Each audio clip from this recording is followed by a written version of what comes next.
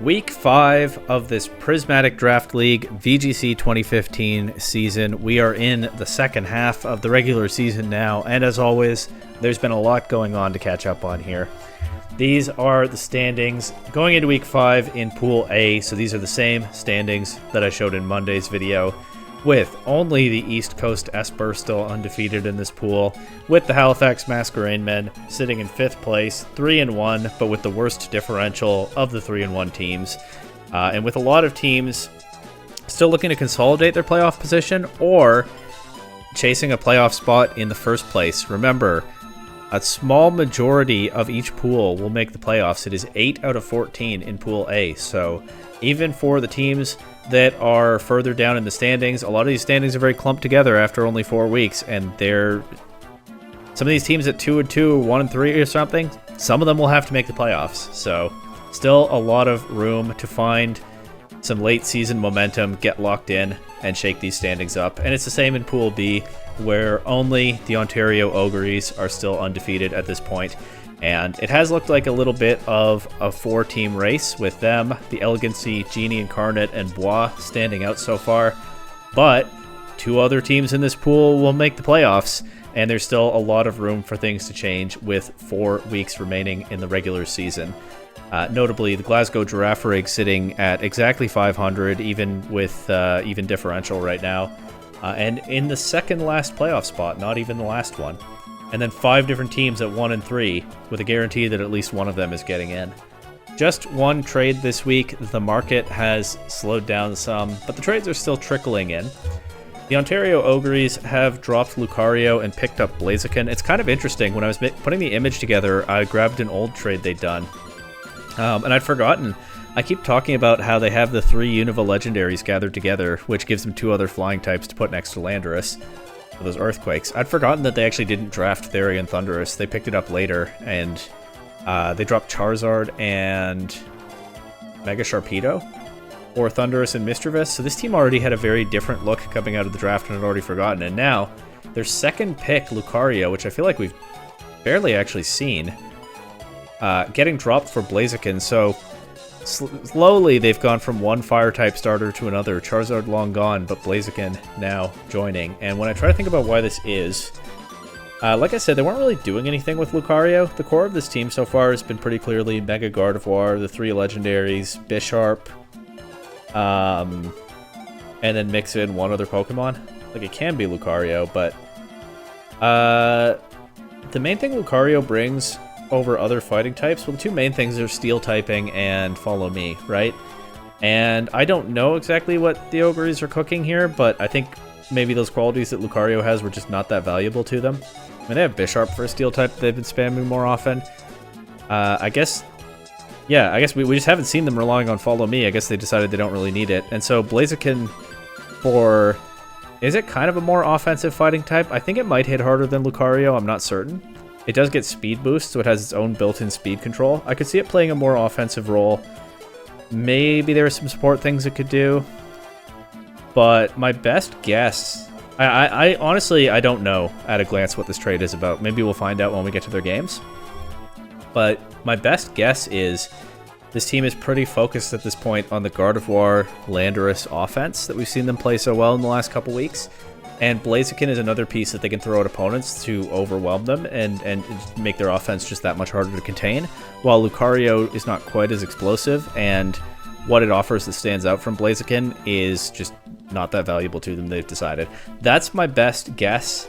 I could be way off. This is not a trade where I feel like I understand it just looking at my spreadsheet, but like I said, maybe we'll find out soon. And that's the only one, so all that's left is to go to the matches. Okay, I waited a little bit longer to record this one, but still, there are a couple of sets not yet done. A couple of extensions this week, still to be sorted out. Honestly, it's possible that at least one of them will be played while I'm recording right now, in which case I'll tack it on to the end or insert it in the middle or something.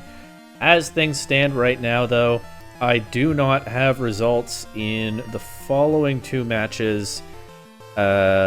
East Coast Espurr versus the cooler London Vespiquens, and Foggy Fearows versus Toronto Tynamo. As far as I can tell, those are not played yet. I'll tack them onto next week if I don't manage to tack them onto this week.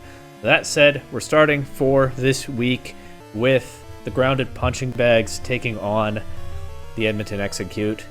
The Exeggcute have, I don't know, some of the usual mix of Pokemon: Smeargle, Blaziken, Weavile, Meowstic. We're familiar with all of those by now. Less familiar with Electivire. I believe it does not get Follow Me in this generation.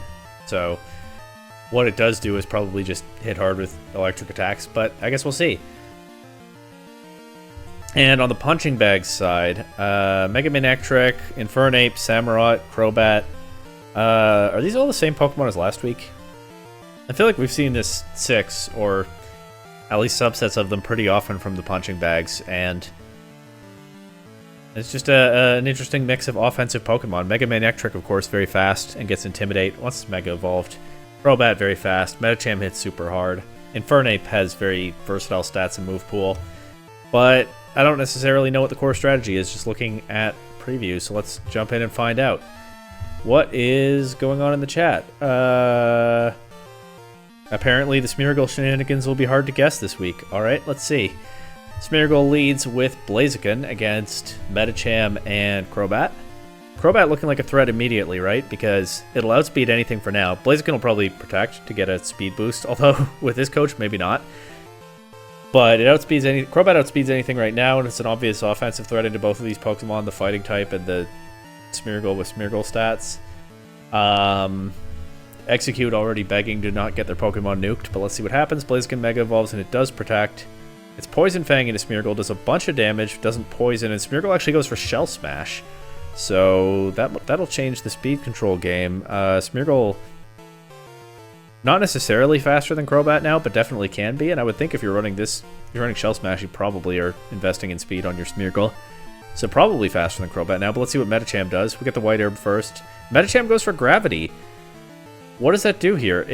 It grounds their own Crobat. It doesn't get the effects of the flying type anymore. But also, if Medicham wants to go for like High Jump Kick or Zen Headbutt, those are more likely to hit.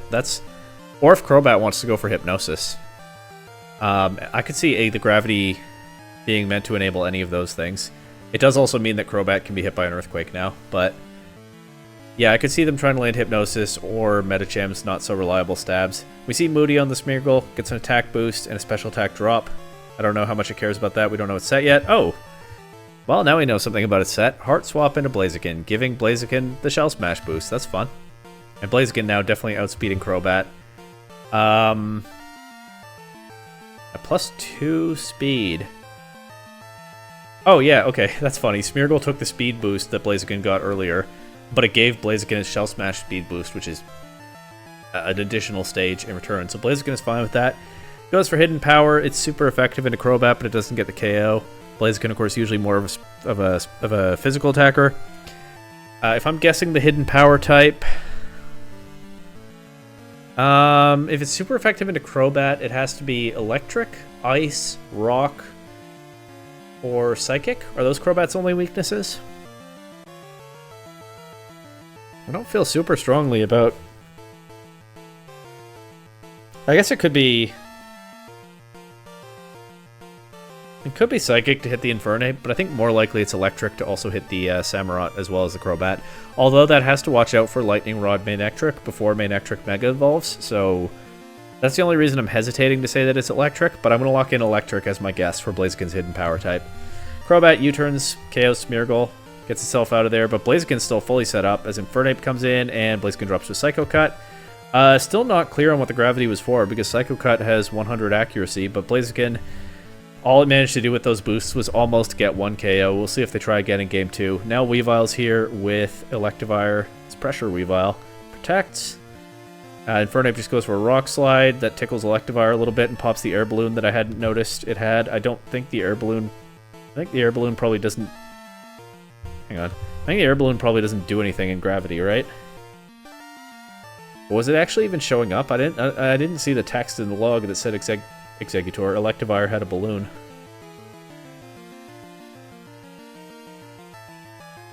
Does it not announce itself when there's Gravity? That would sort of make sense, but it feels a little silly. The Air Balloon not announced until it's broken by the Infernape there. That's pretty funny. That's a fun little surprise for the punching bags.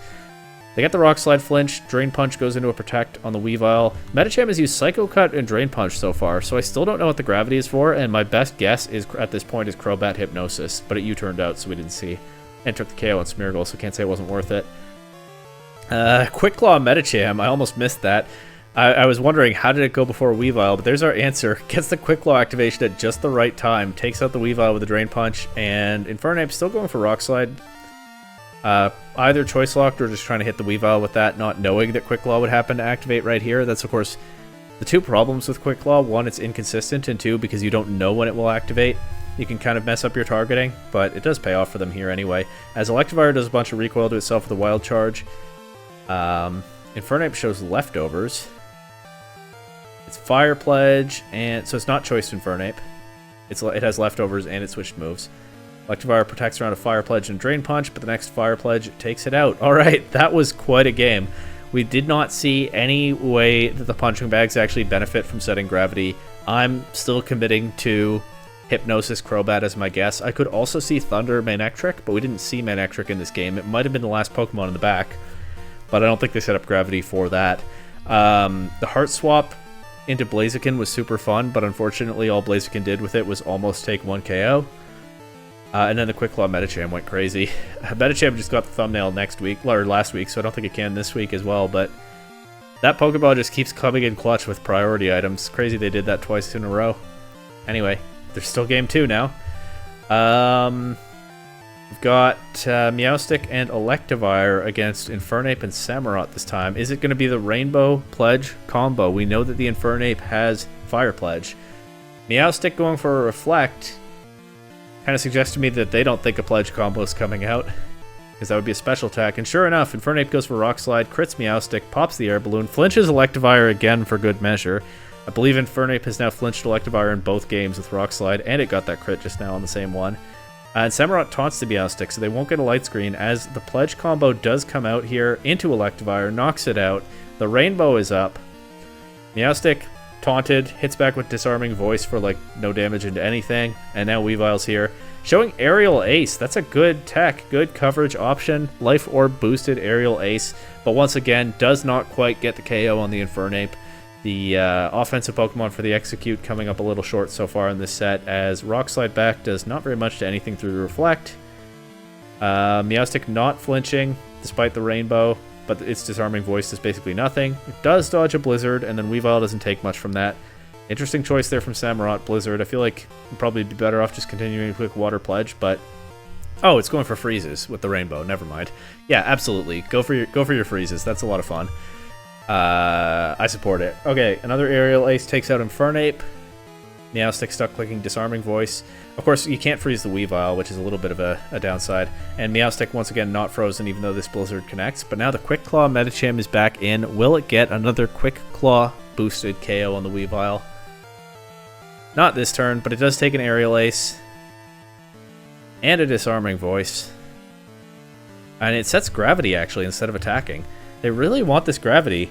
Okay, I guess maybe it's not Hypnosis Crobat. Maybe the Samurott was the unrevealed 4th Pokemon in Game 1, and the Gravity is for the Blizzard. That would make sense, although it's the last turn of the Rainbow, and they didn't go for Blizzard here. They went for Water Pledge, so I'm still not completely seeing the vision, but trying to make that... I mean, that's a ridiculous combination, right? Rainbow combo and Gravity and Blizzard. There's a lot that you're counting on going right there, but I might be seeing the vision now. It's definitely a super fun game plan to bring to a Draft League set. I respect it for sure. Meowstic, no longer taunted, finally gets this Light Screen. The Rainbow also is gone. Medicham taken out by an Aerial Ace. No Quick Claw activation once again. Weavile defeated 2 fighting types in this game. Let's not let that slide by. Weavile, with that Life Orb Aerial Ace, took out 2 fighting types, despite not one-shotting either of them. But the Life Orb does take it out as well. But trading your Weavile for 2 fighting types is pretty good. One more Blizzard, though, will knock out Meowstic, and now Blaziken stands alone against Samurott and Crobat. Blaziken doesn't have those Shell Smash boosts right now. It's going to Mega Evolve and Protect. Avoid a Brave Bird, avoid a Water Pledge. But it looks rough for Blaziken now. Will outspeed Crobat after a Speed Boost, and this time the Hidden Power crits. The Hidden Power of a type that I'm guessing is Electric crits. Crobat looks like it got knocked down to a Focus Sash, but it doesn't have one. It's the invisible Focus Sash. It survives on approximately 1 HP. And actually it just U-turns. Not going for the Brave Bird again. It's U-turn and Taunt. Trying to restrict the Blaziken's options, I suppose. But Crobat can't U-turn out because there's nothing in the back, so it just lets itself get knocked out by a Brick Break here. Samurott goes for Blizzard. It kind of feels like they want to get that freeze, and they don't want to wrap the setup without it.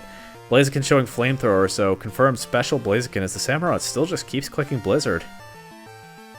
The Punching Bag's really committed to making the tech work here. Do they get the freeze now? The fun thing is Blaziken doesn't have Flare Blitz, so it can't... I don't think it can automatically thaw itself. Flamethrower won't do that. It probably doesn't have Flare Blitz because it seems to be special. And Punching Bag's coach says Custap Berry for the KO in the chat, but it's a bluff, as Samurott does not have a Custap Berry, and it just gets knocked out by another Flamethrower. So the Punching Bags went for maximum style points in Game 2 and just threw the whole game away doing that, but let's see now if they can finally freeze something or whatever it is they're trying to do in Game 3. We got Smeargle and Electivire leading against Manectric and Slurpuff, two Pokemon we haven't seen yet in this set. Manectric switching out. Maybe they just wanted to show more of their attacks, and that's why they played the Game 2 endgame like that.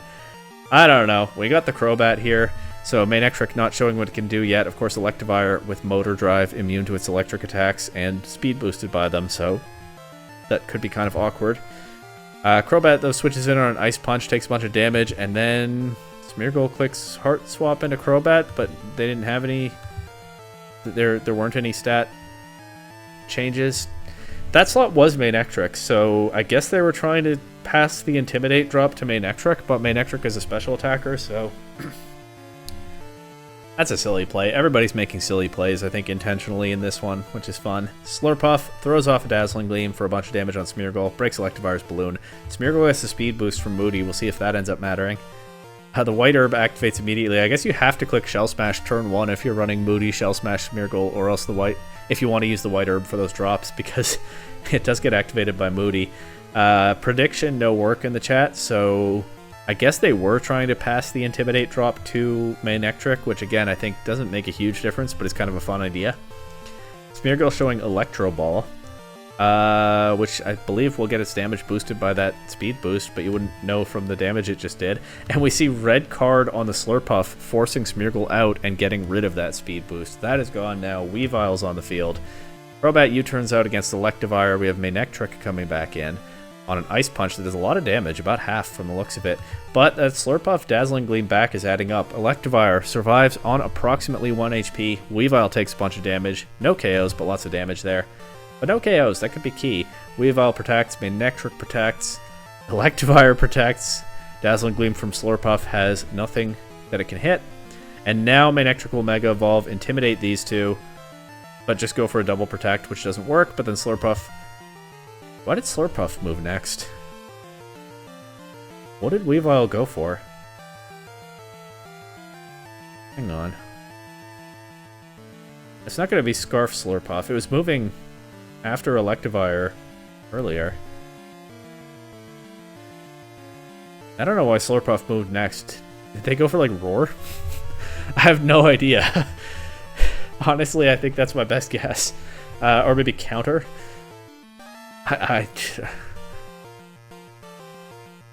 Well, anyway, these two are gone.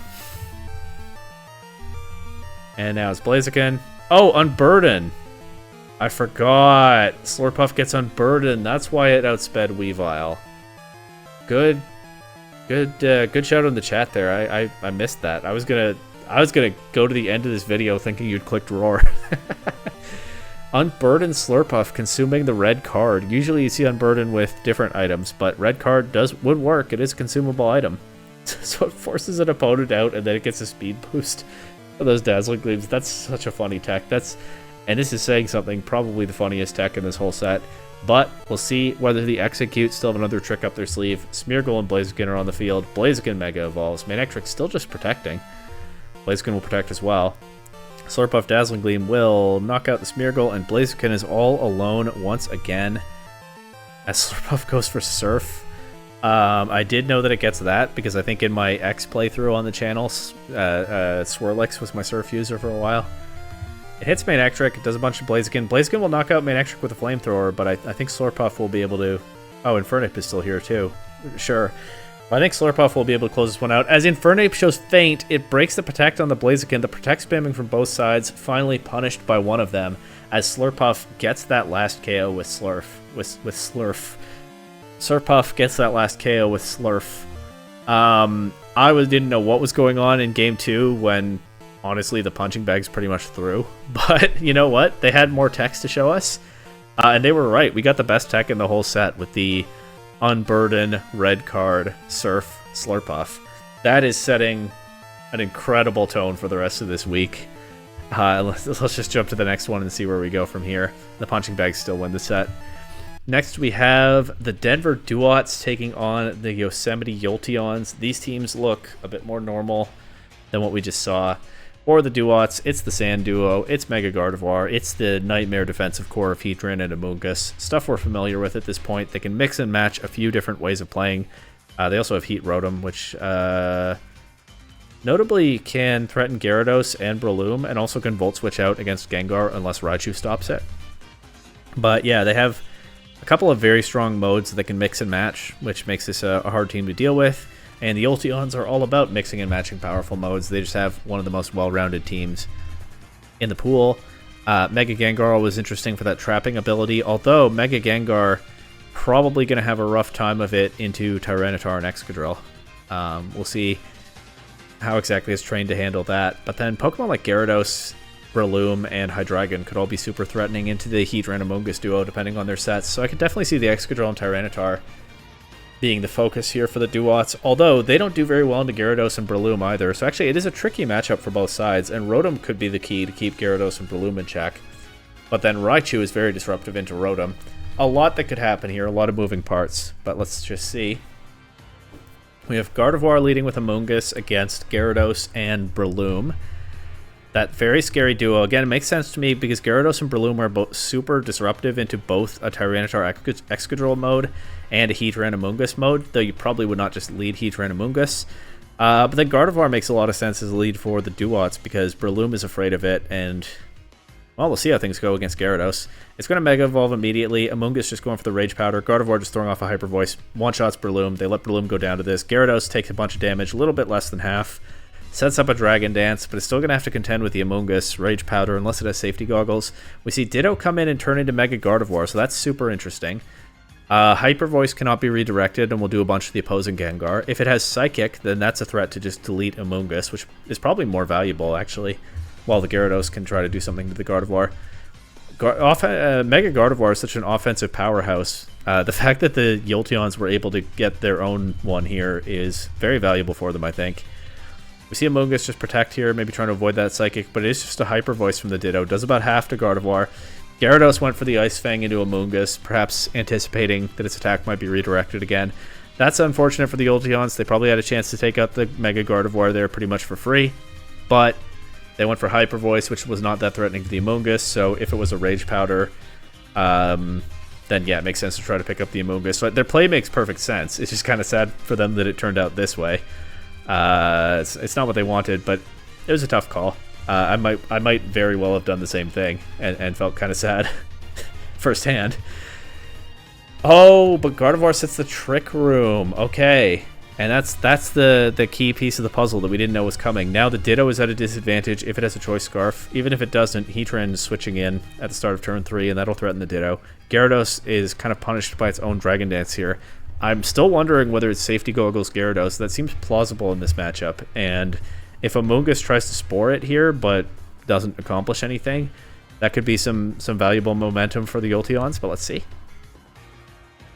It's Goggles Gyarados.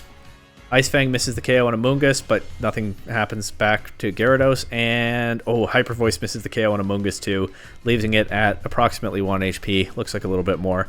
Crits Heatran, so that's some chip. But Heatran looks super well positioned here. And, of course, with the Goggles on Gyarados, the Spore can go into Ditto. Ditto falls asleep. And then takes a bunch of damage from a Flash Cannon. But the Yolteons, I guess, anticipating the Spore into Ditto, which, yeah, I mean, makes a lot of sense. It's the most obvious play from the Amoonguss. They do take the opportunity to knock out Heatran with a Waterfall. So this is still a back-and-forth game so far. But Tyranitar comes in now with Trick Room up. Gyarados at +1 speed. Going to be in some danger. Gyarados will protect, but it's the second last turn of Trick Room, so it still has to get through the next turn. And it won't even be able to switch out, as Ditto is knocked out by a Sludge Bomb by the Amoonguss. Ditto was in a tough spot, of course, being asleep anyway. Amoonguss actually, though, dropping to sand damage. So 2 Pokemon knocked out this turn. It's going to be a 2 versus 2 at the end here. Tyranitar and Mega Gardevoir against Gyarados, and if it's Raichu, that could be... Is Raichu good for the Yolteons? Because Raichu could fake out Tyranitar, and we know that Gyarados is able to take a Hyper Voice. We don't know that it definitely will, but it can. And with the safety goggles, it doesn't take sand damage, so it would just barely get through the turn, assuming a similar roll to last time. I guess the question is, what do you do from there? The problem is you probably need Gyarados to take 2 KOs once the Trick Room is over. Right, because it can knock out Tyranitar or it can knock out Gardevoir, but then how does Raichu beat the other one? That depends on Raichu's set, I guess. If Raichu has, like, Brick Break, maybe you can take out Gardevoir with Gyarados. Tyranitar with Raichu, that depends on the opponent's protects and stuff, but that could be a winning line for the Yolteons, depending on what Pokemon they have. Or even maybe, like, Grass Knot Raichu could do it. I'm just trying to think about whether Raichu can win the game here, because the fake-out pressure into Tyranitar looks like a big deal on the last turn of Trick Room. But the question is, do they actually have a winning line from there? And there's no reason to assume that it's Raichu. It could be Hydreigon. Hydreigon might be able to win if it has Protect to get through the Trick Room. Of course, Gyarados also could get a double Protect. If it's Mega Gengar... Mega Gengar probably just loses, but let's see what it is. Hydreigon, okay. It does protect. Gyarados probably going for the double. Gardevoir protects first. Gyarados not going for the double, just gets taken out by a Tyranitar Thunder Punch. Can Hydreigon win the game from here? Nope, Gardevoir is faster and deletes it with a Hyper Voice. What are their base speeds? I feel like Mega Gardevoir is not super fast. But it has just a tiny bit higher base speed than Hydreigon. That's probably like 1 point more base speed.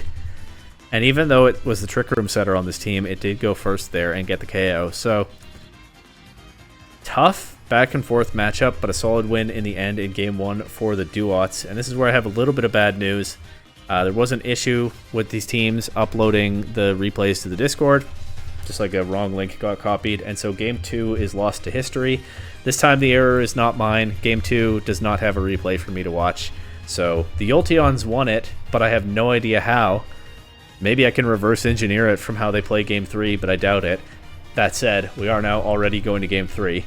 Gardevoir leading with Rotom against Gengar and Raichu, the 2 Pokemon we didn't see in Game 1. Gengar Mega Evolves, Gardevoir just protects. Oh, I guess if maybe in Game 2 they trapped the Gardevoir early and threatened it with Gengar. That would make a lot of sense, because Gengar got 2 super effective stabs, it's faster than Gardevoir. And the Gardevoir setting Trick Room and switching out last game in Game 1 was valuable to the Dewotts. So if I'm trying to guess what happened in Game 2 with no information, it might have been something like that. Who knows, though. Gardevoir not Mega Evolving protecting. Rotom gets faked out. Gengar will get a free chance to do something, but if it's attacked into Gardevoir, it does nothing. It said it's Sludge Bomb into Rotom for a bunch of damage. Gardevoir will Mega Evolve here, but immediately get one-shot by Sludge Bomb. And yeah, Mega Gengar does look like it's making a big difference. Now that Lightning Rod from Rotom, not redirected, it does boost Raichu's special attack, but because it's a spread move, it also hits Gengar. A little bit of damage and a speed drop. However, awkward for the Dewotts because Gardevoir could have really capitalized on that speed drop if it were still here. But it's not still here. They probably went for the Electro Web turn 1, right? But the Raichu flinched the Rotom. And so Gengar still outsped the Gardevoir here, and Gardevoir couldn't switch out because of the Shadow Tag. You know it's trapped. It can't even be holding a Shed Shell because it has to hold its Mega Stone. I mean, it already Mega Evolved in Game 1, but... yeah, the point is it has no way off the field. And so Gengar was able to just delete it before the Electro Web came out. I wouldn't be surprised if Game 2 started something like this, but I have no way to know, unless the coaches tell me in the comments. So now Rotom's taking a bunch of damage. That +1 Volt Switch from Raichu does pretty good damage actually into Rotom. Rotom does survive at approximately 1 HP. Raichu actually is a little bit awkward. Raichu will pivot out of there and give up its special attack boost, but maybe now Hydreigon can put out some pressure. Heatran is here. No sign of the Sand Core in the 2 games that I can see. Don't know whether it came to Game 2, but interesting that as far as I've seen, they've been absent. Rotom going straight for another Electro Web, and Gengar stays in, so it'll go to -2 speed now. Hydreigon -1, but Hydreigon still moves next. Earth Powers the Heatran. Heatran has a Shuka Berry, so the Earth Power only does about half. But Gengar still outspeeding the Heatran. Takes out Rotom with a Dazzling Gleam, crits Heatran. That is resisted by both Pokemon, but I guess it got the KO that they wanted. And so, of course, Sludge Bomb would do nothing to Heatran, but yeah, you want to... Sludge Bomb into Rotom also does nothing to Heatran because it's into Rotom. So yeah, I guess Dazzling Gleam gets the KO and a little bit of chip. Heatran hitting back with a Heat Wave. That'll take out the Gengar, but not do a whole lot to Hydreigon. Now Raichu can come right back in with Fake Out Pressure. Amoonguss is the last Pokemon for the Dewotts. Heatran protecting, but the Fake Out goes into Amoonguss. Good call there by the Yolteons. Unfortunately, the Heatran Protect does shut down the Hydreigon Earth Power there. But Amoonguss will have to flinch. And then... it's another Protect from Heatran. They go for the double and they get it. Raichu nuzzles the Amoonguss, maybe hoping for a full para.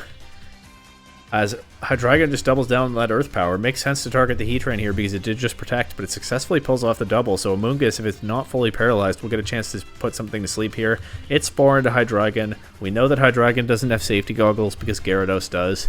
So Hydreigon does fall asleep. The double Protect pays off for the Dewotts. Successful play there. Raichu now going for Endeavor, but it has higher HP remaining than Heatran after Heatran took an Earth Power into the Shuka Berry. So that does nothing. Hydreigon has to sleep this turn. I think my computer is having a fit. Am I still here? Tech issues? Okay, well, nothing crashed, so that's good. Heat Wave into Raichu. And Spore into Raichu. So now Raichu's asleep too. Heatran and Amoonguss might be able to pull this one back. Amoonguss giving the Rage Powder cover, but these two stay asleep anyway. Raichu taken out by Heat Wave, but Gyarados is the last Pokemon and can probably just win the game from here. Amoonguss fully paralyzed. Of course, Gyarados, it probably went for Rage Powder, and Gyarados will be unaffected by that anyway because of the safety goggles. So that is just a free KO into Heatran. And it looked scary for the Yolteons. It looked like the Dewotts might be able to make a comeback until I saw that the Gyarados was the last Pokemon. Amoonguss will take the combination of Ice Fang and Dragon Pulse, surviving on approximately 1 HP, but that Sludge Bomb back does not do much to Gyarados, and it drops to another Ice Fang.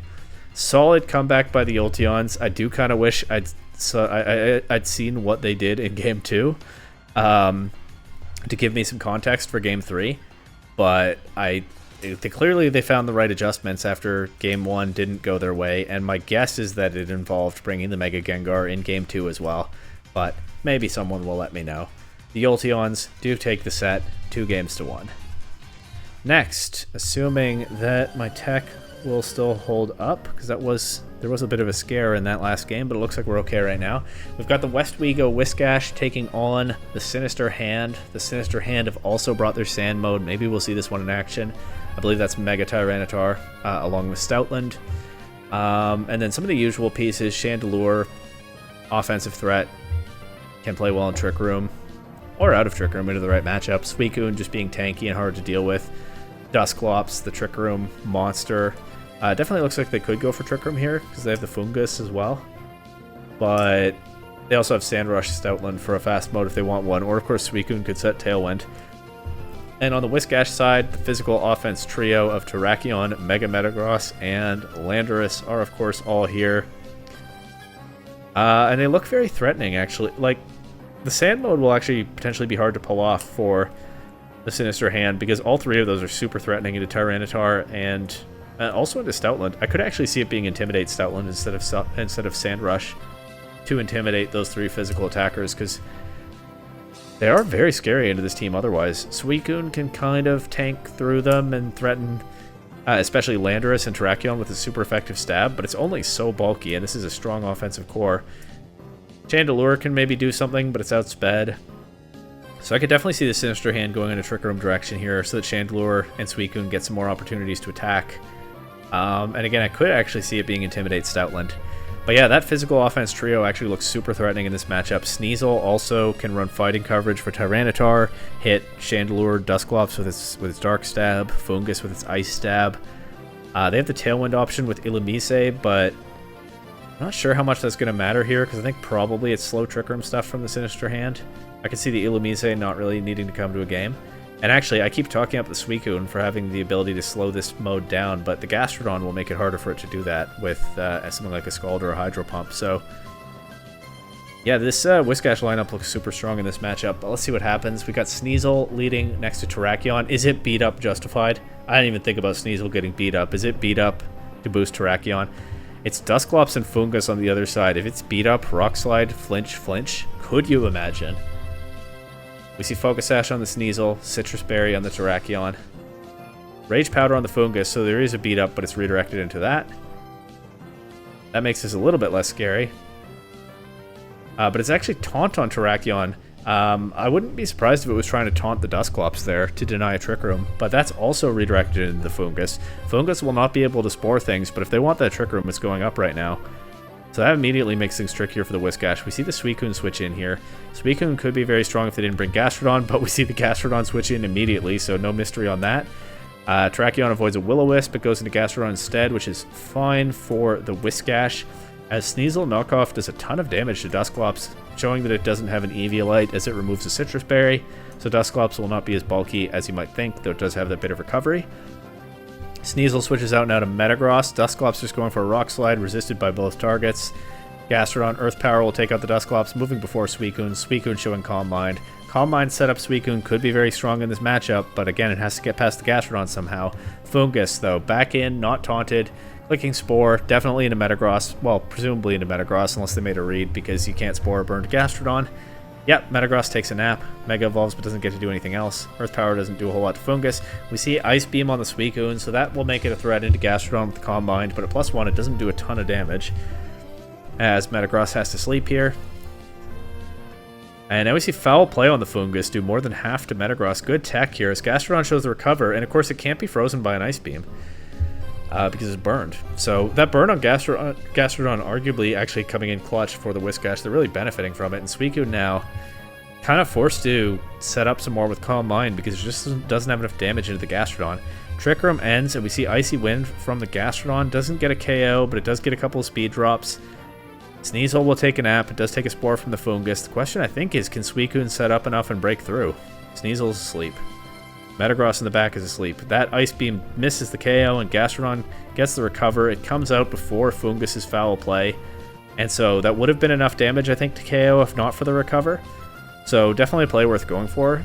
Not everyone would click Recover there. Honestly, I might not, but Gastrodon does get through the turn, even with Suicune at +2. But Gastrodon's still in trouble now. It's still pretty low. Knock off into Suicune, removing leftovers, making it harder for Suicune to set up. But Gastrodon takes an Ice Beam at approximately 1 HP, recovers. It'll get through another Foul Play. It's probably going to be knocked out by the next Ice Beam if one comes out, but actually it just switches. So now Metagross can take an Ice Beam, surely. Chandelure, though, switching in for Fungus on a knockoff, immediately takes like 90%. Burns Sneasel with the Flame Body and loses his Life Orb.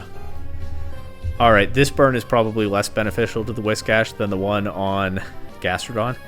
And the Suicune, I mean, Suicune lost his recovery, but it is getting set up and gradually wearing through this team. The Gastrodon can't really stand up to it very effectively anymore. Terrakion still hasn't taken any damage. That's still a threat, but the Suicune may yet be able to do this, but Metagross does survive that Ice Beam, so they are still slowing down the damage. Sneasel gets the KO on Chandelure. Metagross wakes up. Good time for that if you're the Whiscash. Does a bunch of damage, a little bit more than half to Suicune with a Thunder Punch. Gets knocked out by the Ice Beam back, but probably worth it because now Terrakion can come in and probably knock out the Suicune. They will get a Rage Powder with Fungus, but Terrakion... I was going to say Terrakion can go for Rock Slide, but it doesn't even have to gamble on that, because actually Sneasel goes first, and even though it's burned, the Fungus is so weakened that Ice Punch does enough to take it out. And yeah, it's just close combat into Suicune, gets the KO. And for a moment there, I really thought Suicune might be able to, with the Calm Mind boost, get through this game, grind through it. And if Metagross hadn't woken up right there, which I don't think was guaranteed, I don't think it had done all the sleep turns. If it hadn't woken up right there, then maybe Suicune could have done it. Because it took out Metagross that turn, but the damage from the Thunder Punch put it in range of Terrakion. So it might have been winnable by Suicune without that turn going that way. But overall, solid game by the Whiscash. They played sort of a bend but don't break game here. Two of their Pokemon got put to sleep. 2 of their Pokemon got burned, although again, the burn on Gastrodon was actually beneficial for them because it couldn't be put to sleep while it was able to sit there and click recover and stall out some turns against the Suicune. And they did stall out those turns and get into position to get the damage that they needed, with Mega Metagross waking up at just the right time. But they solid job there of playing to their outs, not trying to take anything away from it. Now we go to game 2, and we'll see what these teams have here. The Suicune still looking like the main win con for the Whiscash, or for the Sinister hands, so not surprising probably that Gastrodon is leading this game along with Sneasel. This time against Tyranitar and Stoutland. They brought the Sand mode, and it's not Intimidate Stoutland. I guess it is Sand Rush after all. Sneasel will switch out from Metagross. Tyranitar will just Protect. We see an Ice Fang into Gastrodon. That does not do a whole lot. Maybe they thought Landorus would switch in. It makes sense, right? If you have Landorus in the back, you can Intimidate these two and save your Gastrodon for a possible Suicune at the back. I think that would be a pretty reasonable switch. Who knows if they actually have Landorus in the back. That's my best guess as to why Stoutland went for Ice Fang there. I guess another option is it's Choiced, and that was what they wanted to lock into for reasons beyond my ability to understand on the limited information I have. But it's Icy Wind back from Gastrodon. It'll get the speed drop into Stoutland, and then Metagross Mega Evolves. So does Tyranitar. Metagross Protecting, of course, not getting its new speed stat yet. Stoutland goes for Charm into Metagross, and Tyranitar goes for Low Kick. That Charm, assuming Metagross has Clear Body before it Mega Evolves, and why wouldn't it? That Charm would do nothing, but it loses Clear Body when it Mega Evolves, gets Tough Claws. And Stoutland, taking advantage of Metagross still being slower, while trying to, went into the Protect. That Charm would have badly weakened Metagross's damage. Maybe the Stoutland went for Ice Fang because it's just not as offensive a Stoutland as I think. Charm is an interesting support option to bring on what looks like it's meant to be an offensive threat. And then the Low Kick, I assume Mega Metagross is very heavy, but we don't get the damage here. Another Icy Wind. -2 speed for the Stoutland, basically negating the Sand Rush. -1 for the Tyranitar. Stoutland will switch out to Chandelure. Tyranitar just Protecting, playing it patiently, avoiding a Brick Break from the Metagross. But Gastrodon goes for a Scald into the Stoutland slot. Chandelure coming in on what could have been a Steel or Fighting attack from the Metagross. Instead, a Water attack from the Gastrodon, taking a bunch of damage immediately, taking Sand damage. We know it has a Life Orb, so it's really not going to be here for long.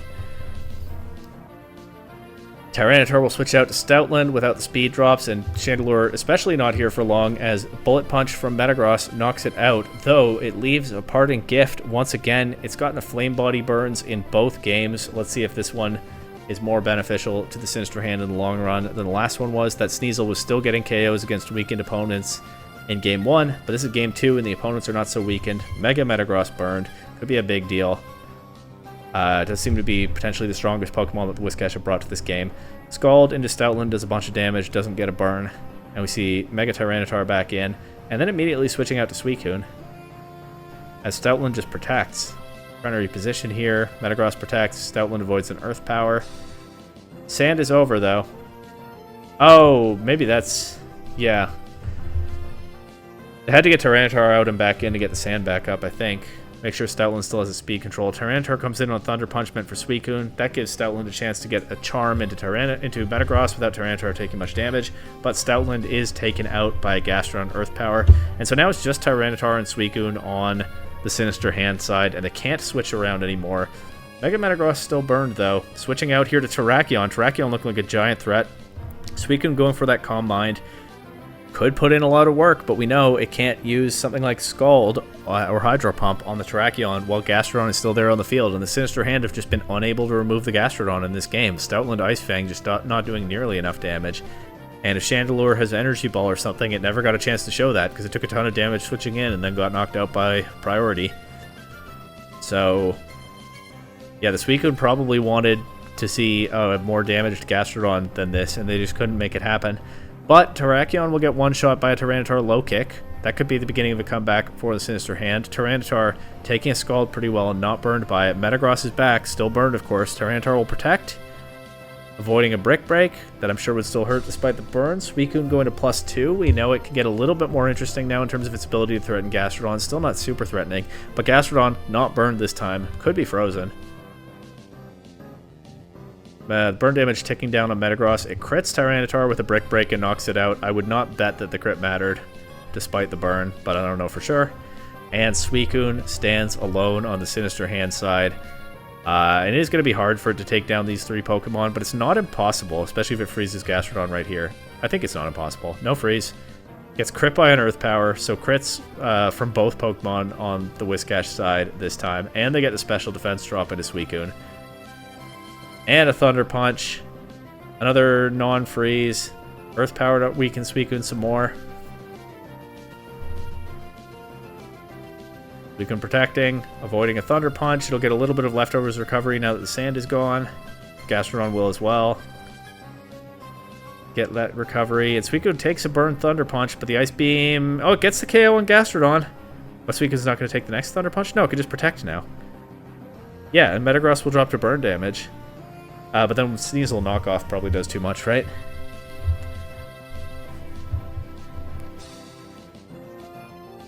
I mean... Sinister Hand Coach said in the chat, I won if not for that crit. They probably calced this out, and I certainly didn't. It seems hard to imagine, because of course this knockoff also removes the leftovers, but I guess Sneasel's not going to take many hits back from Suicune. Suicune probably doesn't long enough, yeah. But it just had too much damage on it. It almost pulled this game back, but it just had too much damage on it at the end. And honestly, with all the crits and burns and Earth Power drops and whatnot going around in this set, it kind of feels like the Whiscash had plot armor in this one. Again, taking nothing away from how they played. They definitely capitalized on what looked like a good matchup and showed the power of this super threatening physical offense team. And the Gastrodon went crazy keeping the Suicune in check when the Suicune was the greatest threat. But it also feels like they had a little bit of plot armor in this one. And that is a 2-0 win against one of the toughest teams in the pool so far. Next, we have the Minnesota Marshadows taking on the Book Club. The Marshadows, I feel like we've seen these 6... well... They brought Jumpluff and not Melodic. And they didn't bring the Mega Sableye, so it's not like they have the same 6 Pokemon they spam all the time, but it's Charizard Y, it's Metagross. They've got Conkeldurr with an option to play in Jumpluff, Tailwind, or Mischievous Trick Room. Jumpluff, of course, able to get a Chlorophyll boost from the Sun set by Charizard. Mischievous can set the Trick Room if it wants.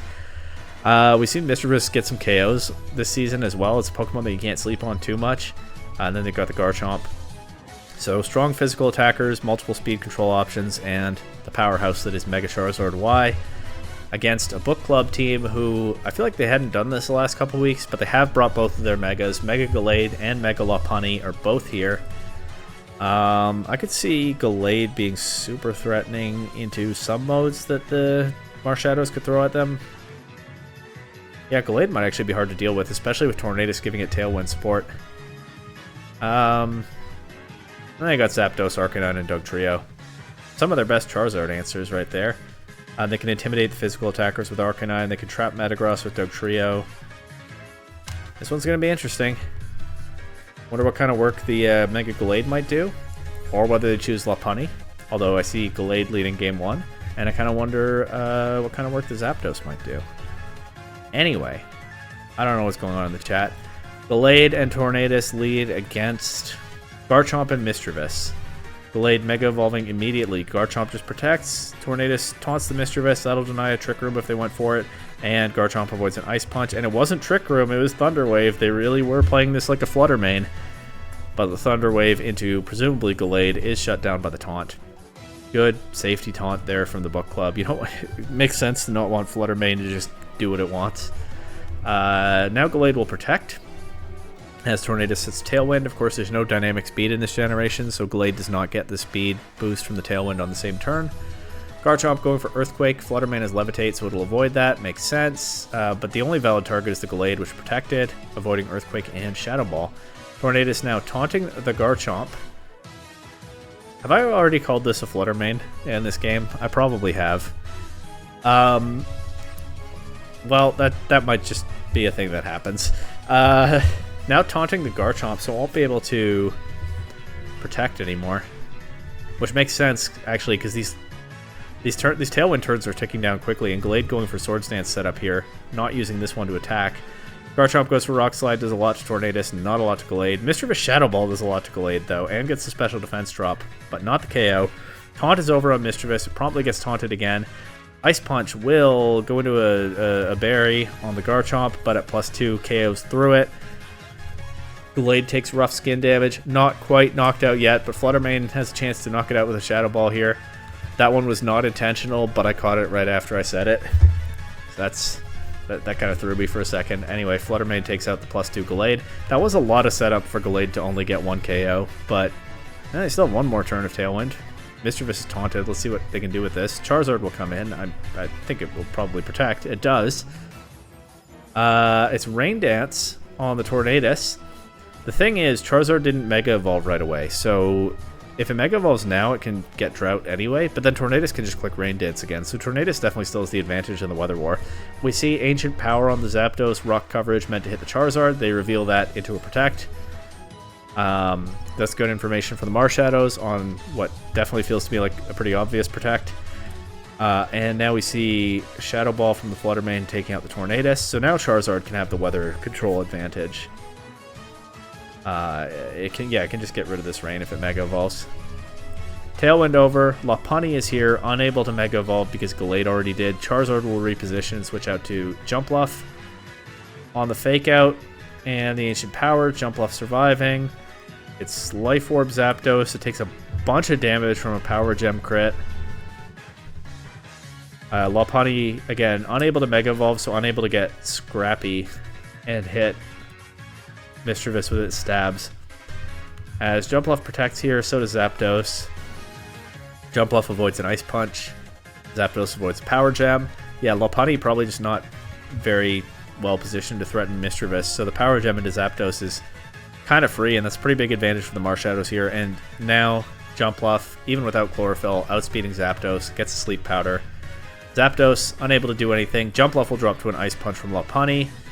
But, well, that was a free Power Gem into Zapdos, but maybe they thought it would protect, I don't know. Or they're just covering for that. And instead they click Thunder Wave into Lopunny. And it reveals Limber, so not Mega Evolving kind of pays off there as it cannot be paralyzed. And now Charizard's here. Of course, Zapdos still asleep.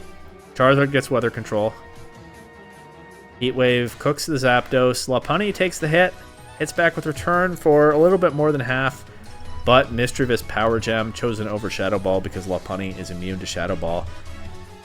Gets the KO, and although the Limber activating was kind of funny to see on the Thunder Wave turn, the Marshadow is still very much in the driver's seat in this endgame.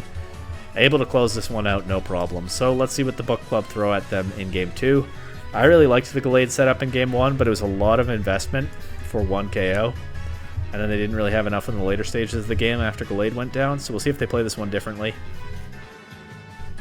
We have Dugtrio and Zapdos leading against Metagross and Fluttermane. And Dugtrio just goes for Earthquake immediately. Of course, Metagross almost certainly trapped and unable to switch out of this. It just gets one-shot by a crit. I'm sure that crit mattered. So that Metagross is just gone. Because Metagross is pretty tanky and Dugtrio doesn't hit that hard. Mischievous, though, will take about half from a Zapdos Thunderbolt. I think we saw the Life Orb Zapdos already in Game 1, so we know about that. Power Gem back does... Looks like Zapdos is a little bit over half still, but of course the Life Orb will fix that soon. So that's some good chip from that Power Gem. If Zapdos attacks first, maybe it gets knocked out by the next one. We see both sides repositioning here as Jumpluff comes in and Dugtrio switches out to Gallade. Of course, Dugtrio has nothing to target with Earthquake when Flying Type and Levitate are on the field. Zapdos protecting. So does Mischievous. It's Cotton Spore from Jumpluff, so that would be a -2 speed into both targets, but Zapdos protected around it, but Gallade didn't. So Gallade is getting the opposite of the speed control that it had in Game 1. It'll Mega Evolve anyway, though. Zapdos dodges a Sleep Powder and knocks out Fluttermane. And Ice Punch from Gallade just takes out the Jumpluff, so kind of an unlucky game here from the Marshadows. As we see, Charizard is their last Pokemon.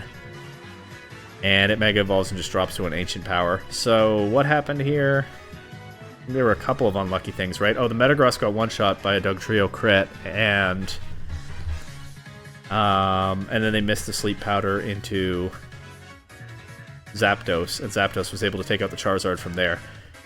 pretty unlucky game for the Marshadows, and considering how smoothly Game 1 went for them, you have to imagine they feel pretty good still about the game plans going into Game 3, but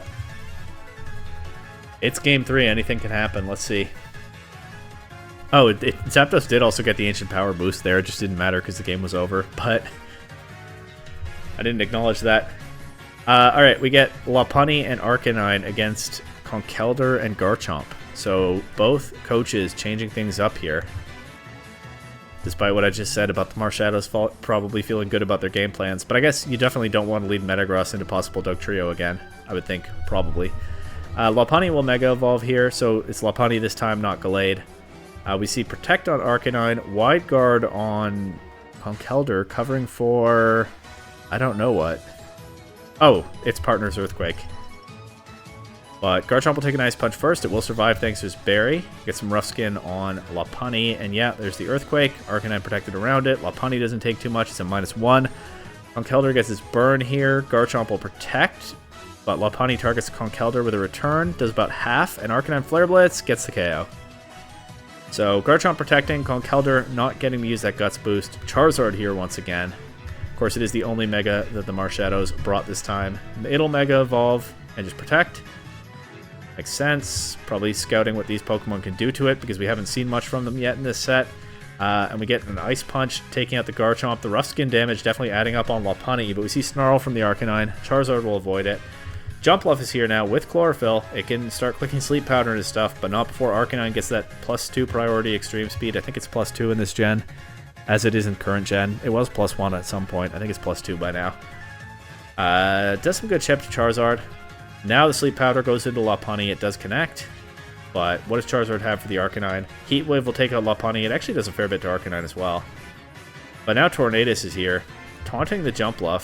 I actually thought maybe Arcanine would protect and Tornadus would Tailwind, but they taunt Jumpluff first. They shut down the Sleep Powder. That still makes sense, except it has Mental Orb Jumpluff, so actually the taunt accomplishes nothing this turn, except making it tauntable next turn. But if Tornadus gets wiped out by a Heat Wave, that's not going to matter. Cotton Spore here. Oh, yeah. I guess that's why they don't... I guess that's why they wouldn't Tailwind there, because... Well, if Arcanine protects this turn, it still gets to benefit from the Tailwind, because the Cotton Spore doesn't hit it. I still wonder whether that would have been better. I don't know. I'm not going to take the time to think it all the way through right now. And I don't have perfect information on these teams and game plans anyway. Tornadus would not benefit from the Tailwind after getting Cotton Spored. But yeah, Protect on Arcanine, Tailwind... You still need damage into the Charizard, and I don't necessarily know where that's coming from. But hey, let's just see how it plays out. Very often I question a play, and then in the next couple turns I see why it was correct. So anyway, Heat Wave. Knocks out the Arcanine with a crit. Did that matter? Doesn't look like it. No, that crit probably didn't matter. Might have been a roll to KO without it, but I wouldn't even bet on that. And now we got Zapdos. And there's a way to get damage onto Charizard. Yeah, if they got Zapdos in Tailwind, and like protect Ancient Power, it's not foolproof. There are ways to lose this, but I feel like that Tailwind could have been valuable, because Zapdos, of course, didn't come in on the Cotton Spore. Maybe then if you're the Marshadows, you read the Protect on Zapdos, trying to play around your Charizard's Protect, and you... attack with Charizard to Protect and Cotton Spore the next turn. There are definitely ways that it's a complicated position that's very playable for both sides, but I feel like it could be strong. We see Rage Powder on the Jumpluff. It'll redirect a Taunt, though, so it won't be able to Rage Powder next turn. The Mental Orb now gone. The Taunt does work. Tornadus drops to a Heat Wave. It's just Zapdos left. W Speed Tie in the chat. I did kind of ignore those messages last game, but... I haven't noticed that Charizard and Zapdos are definitely speed tying, but perhaps chat did, and I just wasn't looking for that. They're calling it a speed tie in the chat. The Marshadows coach agrees, so I believe it. Jumpluff, of course, going first, but confirming it has no attack, just struggles into Zapdos here, and now... I mean, speed tie does decide everything, right? Charizard and Zapdos probably both able to knock each other out, no problem. And it's Zapdos that wins the speed tie. Takes Charizard out with an Ancient Power. And Jumpluff can never win this, because it has no attacks. Hidden Power, presumably Ice. Takes out the jump bluff. That is a rough one for the Minnesota Marshadows, I'm not going to lie. Credit to the book club. They've been playing super well all season, and this set was not an exception. But the Marshadows brought some solid game plans, had a good, clean win in Game 1, and then Game 2 was super unlucky, and Game 3... I mean, if you're them, you're probably always thinking, how could I have played this so that it wouldn't come down to a speed tie, right? You can't just say, I got unlucky and leave it at that. There can be ways to change your play to influence your luck, and I'm not going to try to analyze all that. I've got other sets to get to. But there was a 50% chance that they won the game on that second last turn. Clean win in Game 1, and then 2 unlucky wins, whatever exactly the value of luck is. I mean, I think Game 2 was pretty rough, luck-wise. That one's gotta hurt. But, again, not trying to take anything away from the book club. The Ancient Power Zapdos was a great tech this week. The Lopunny put in work, and Limber was fun to see. The Gallade put in work. The Arcanine was hard for the Charizard to remove. Good. The Dugtrio got a big KO in Game 2. Good prep, good play. But I'm going to be honest, if I'm the Marshadows coach, I'm probably feeling like I could have had this one. Well, still 3 more weeks of the season and a lot of room to make a comeback and maybe get a rematch in the playoffs. You never know. Next, we have the Nothing Burger taking on the Ryan Green Blue Porygon 2s. The Nothing Burger... I feel like we haven't seen this Greninja in a while. What are they usually bringing? Whimsicott? So they have a different fast, frail Pokemon. Otherwise, it's probably going to be some nonsense like we've seen from this team throughout the season. And on the Porygon 2's side, they got Trick Room options with Bronzong, Mega Abomasnow attacking in Trick Room. They got fast support or fast offense, maybe into some targets with Manchao. Redirection support or offense with Togekiss. I feel like this team usually uses offensive Jellicent, and that could be super strong into stuff like Bayonet, Machamp, and Chuckle, so it would make a lot of sense here. And also, Aegislash. Also, the Nothing Burger game plans this season have been very focused on the Shuckle so far. And they brought Jellicent, Aegislash, Bronzong. This team wants to throw every Shuckle counter they can at it, I think. Let's see if we get another Shuckle game plan anyway. It's Escavalier and Tangrowth, though, leading against Manchao and Jellicent. Fake out into the Tangrowth.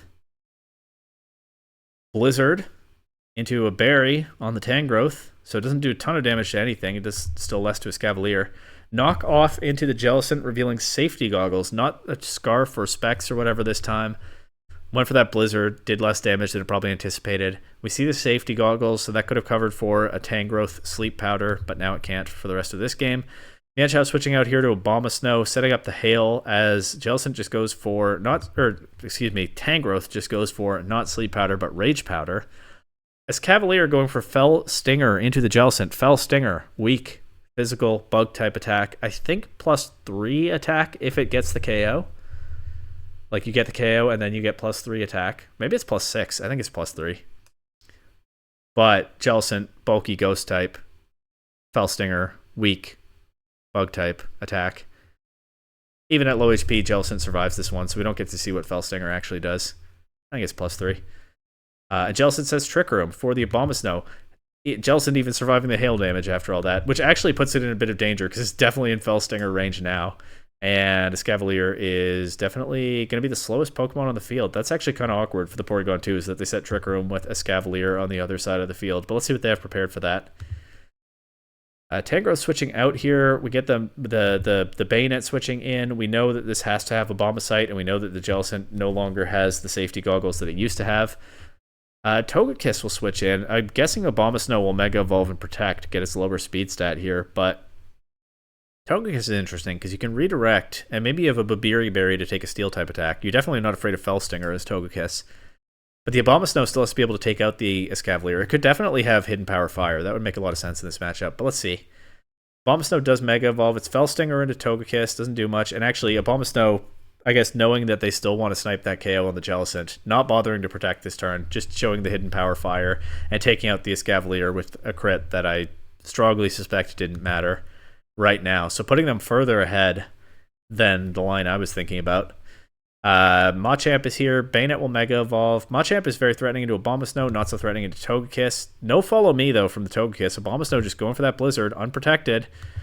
Machamp not trying to get Abomasnow with a fighting type attack, probably anticipating the follow me that didn't come out. Just going for a Stone Edge into Togekiss, presumably unable to miss because of no guard, but Togekiss not one-shot by that. Now it can hit back with a Dazzling Gleam or an Air Slash. It's Dazzling Gleam. Machamp survives at approximately 1 HP. True to form for Pokemon in general this season, but it's going to get taken out by the hail damage now. Nope, it isn't. It is a Citrus Berry. Spoke too soon. Machamp's still here, but I think it's in Blizzard range now. First, it'll Bullet Punch Togekiss. I'm impressed that Togekiss took that at that range. That is a bulky Pokemon. But the double priority, actually, they double up with priority, get through the Trick Room, take out the Togekiss with Bullet Punch and Shadow Sneak. The problem is they use both of their actions on that and nothing on Mega Abomasnow. And here comes the Blizzard. That takes out Machamp, does some damage to Bayonet.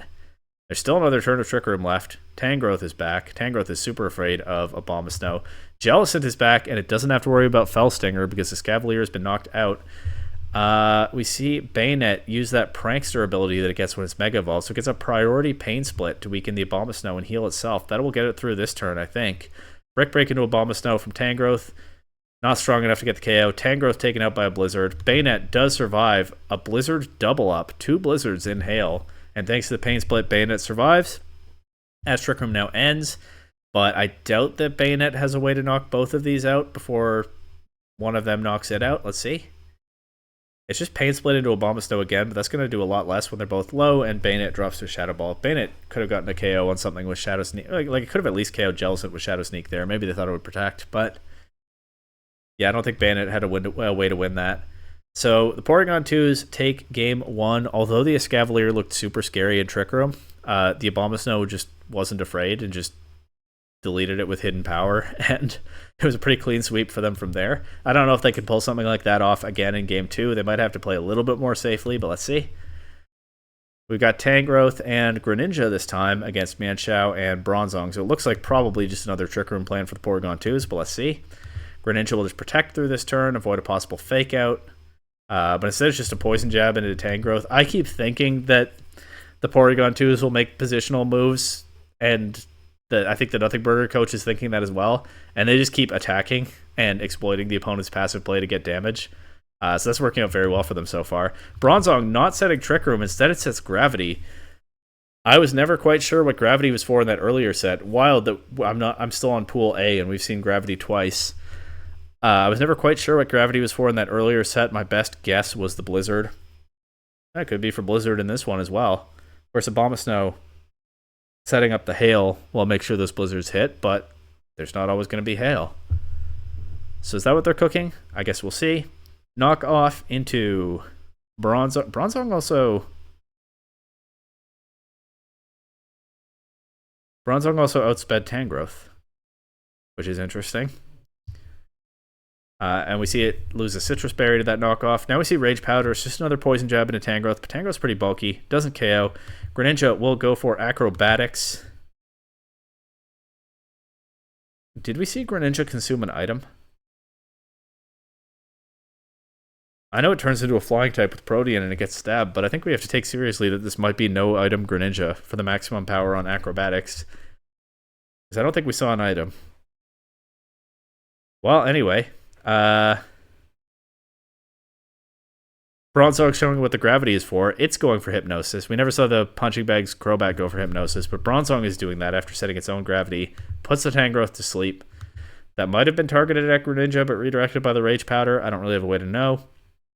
Now, Abomasnow comes back in, but it's threatened by the Acrobatics, I would think. Shuckle's here, though, for Tangrowth. Abomasnow will Mega Evolve. Greninja will just protect. Avoid a Blizzard. Of course, Greninja might not want to be a Flying type against a Blizzard. And it could turn back into a normal type with Gen 6 Protean here, but what does it do from there? Bronzong landing a Hypnosis into Shuckle. But Shuckle showing a Chesto Berry, waking up immediately. Probably a rest setup strat on the Shuckle again, but his Chesto Berry does get burned there. We'll see if that ends up mattering. Bronzong switches out to Aegislash. Greninja does want that flying typing after all. Sorry, not Bronzong. Abomasnow switches out to Aegislash. Turns into a flying type, goes for that powerful acrobatics into Abomasnow. I'm guessing it is no item Greninja, but that's not going to help it too much into Aegislash. Aegislash looks super well positioned here. Of course, Greninja could be running Dark Coverage to threaten it, but Greninja's going to take a nap now anyway. Unless it is a Lumberry. We saw the Chesto Berry on Shuckle, but no Lumberry on Greninja. I'm already pretty sure it doesn't have an item. What am I even saying? Shuckle just goes for a Rock Slide without any kind of boosts at all. That is the saddest damage I've ever seen. The Hail is doing more to everything, I think. We see leftovers on the Aegislash to offset the Hail damage. Greninja will switch out to Tangrowth, but Tangrowth is asleep and just drops to a Flash Cannon, showing the limits of its bulk there. Aegislash, even though it's a giant sword, hits super hard on both the physical and special sides. Often its best sets are special attacking ones. And we see Hypnosis into Shuckle. No more Chesto Berry. Shuckle's going to take a nap. Bronzong really set up its own gravity and took a ton of damage from a knockoff and still has been able to just sit on the field and put everything to sleep since then. As I guess there just hasn't been much other offensive pressure from the Nothing Burger apart from the Greninja, and the Greninja has been busy trying to use acrobatics into stuff, which worked in Manchow, but they're positioning the Abomasnow carefully enough, and they have the Aegislash able to just switch in on that the Greninja has been also put to sleep and pressured out. But yeah, my point is Bronzong took a ton of damage setting up the gravity, but then because the opponent doesn't have a lot of offensive pressure and was occupied targeting its partner, Bronzong was able to just spam Hypnosis until the gravity wore off. So putting in a ton of work in this game for sure.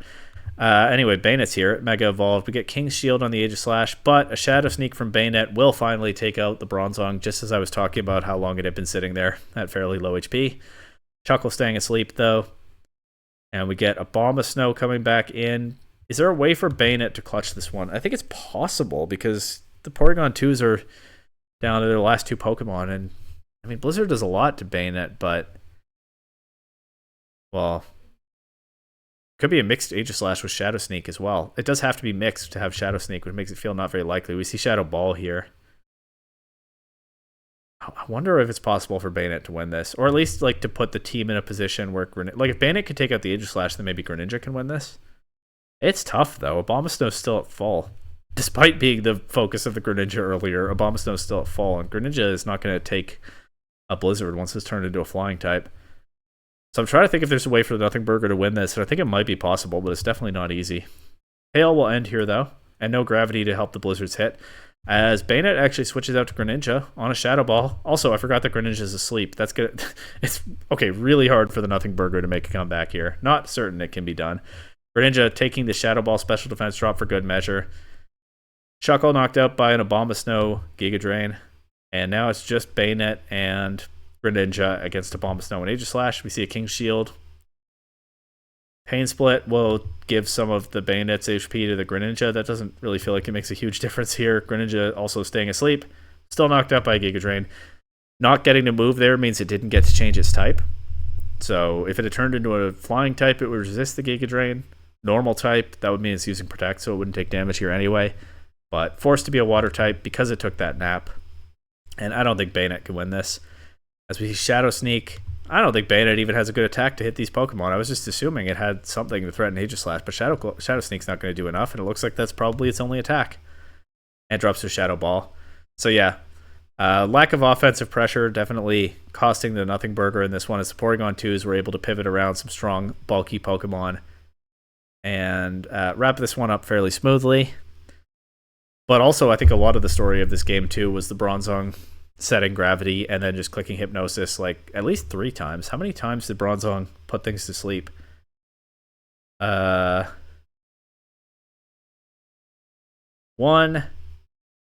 Chesto Berry still counts as putting something to sleep. 2, 3. Yeah, 3 times. And maybe the Greninja could have made some kind of comeback if it hadn't been asleep. It would have been hard, but definitely no chance if it doesn't wake up.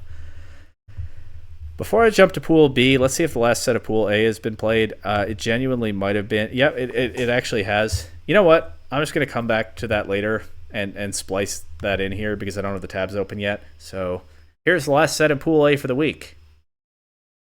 Okay, and now it's future me here.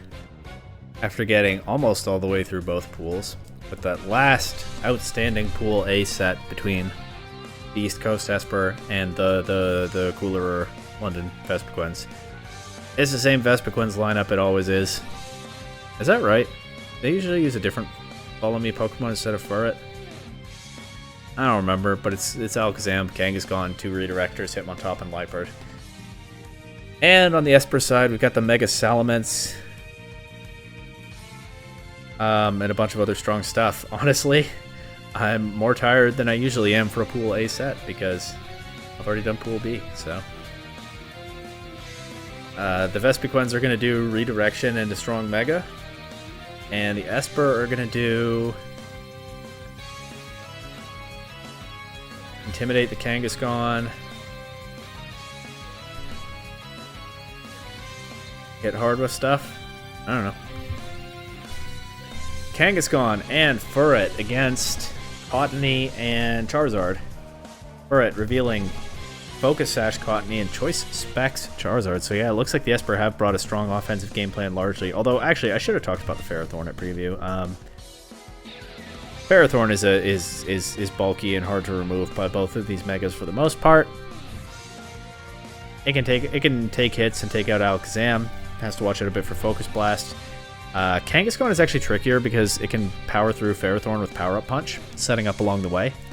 But Ferrothorn can definitely be a thorn in the side of either of these megas. And I could even see it running a Chople Berry because the common thread in how they can threaten it is mainly fighting coverage. I guess Alakazam could also have Hidden Power Fire.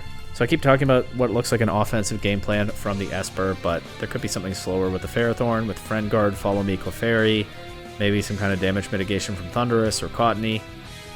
Anyway, for game 1, we know that it's Kangaskhan and Furret against Cottony and Charizard, and we know that it's Sash Cottony and Specs Charizard. And that's all we know for now. Cottony switching out immediately to Salamence to get the Intimidate on Kangaskhan, I assume. Also, of course, Salamence gets spread damage with Hyper Voice once it Mega Evolves, so the 2 Redirectors will not be so helpful to... I mean, Togetic can still have...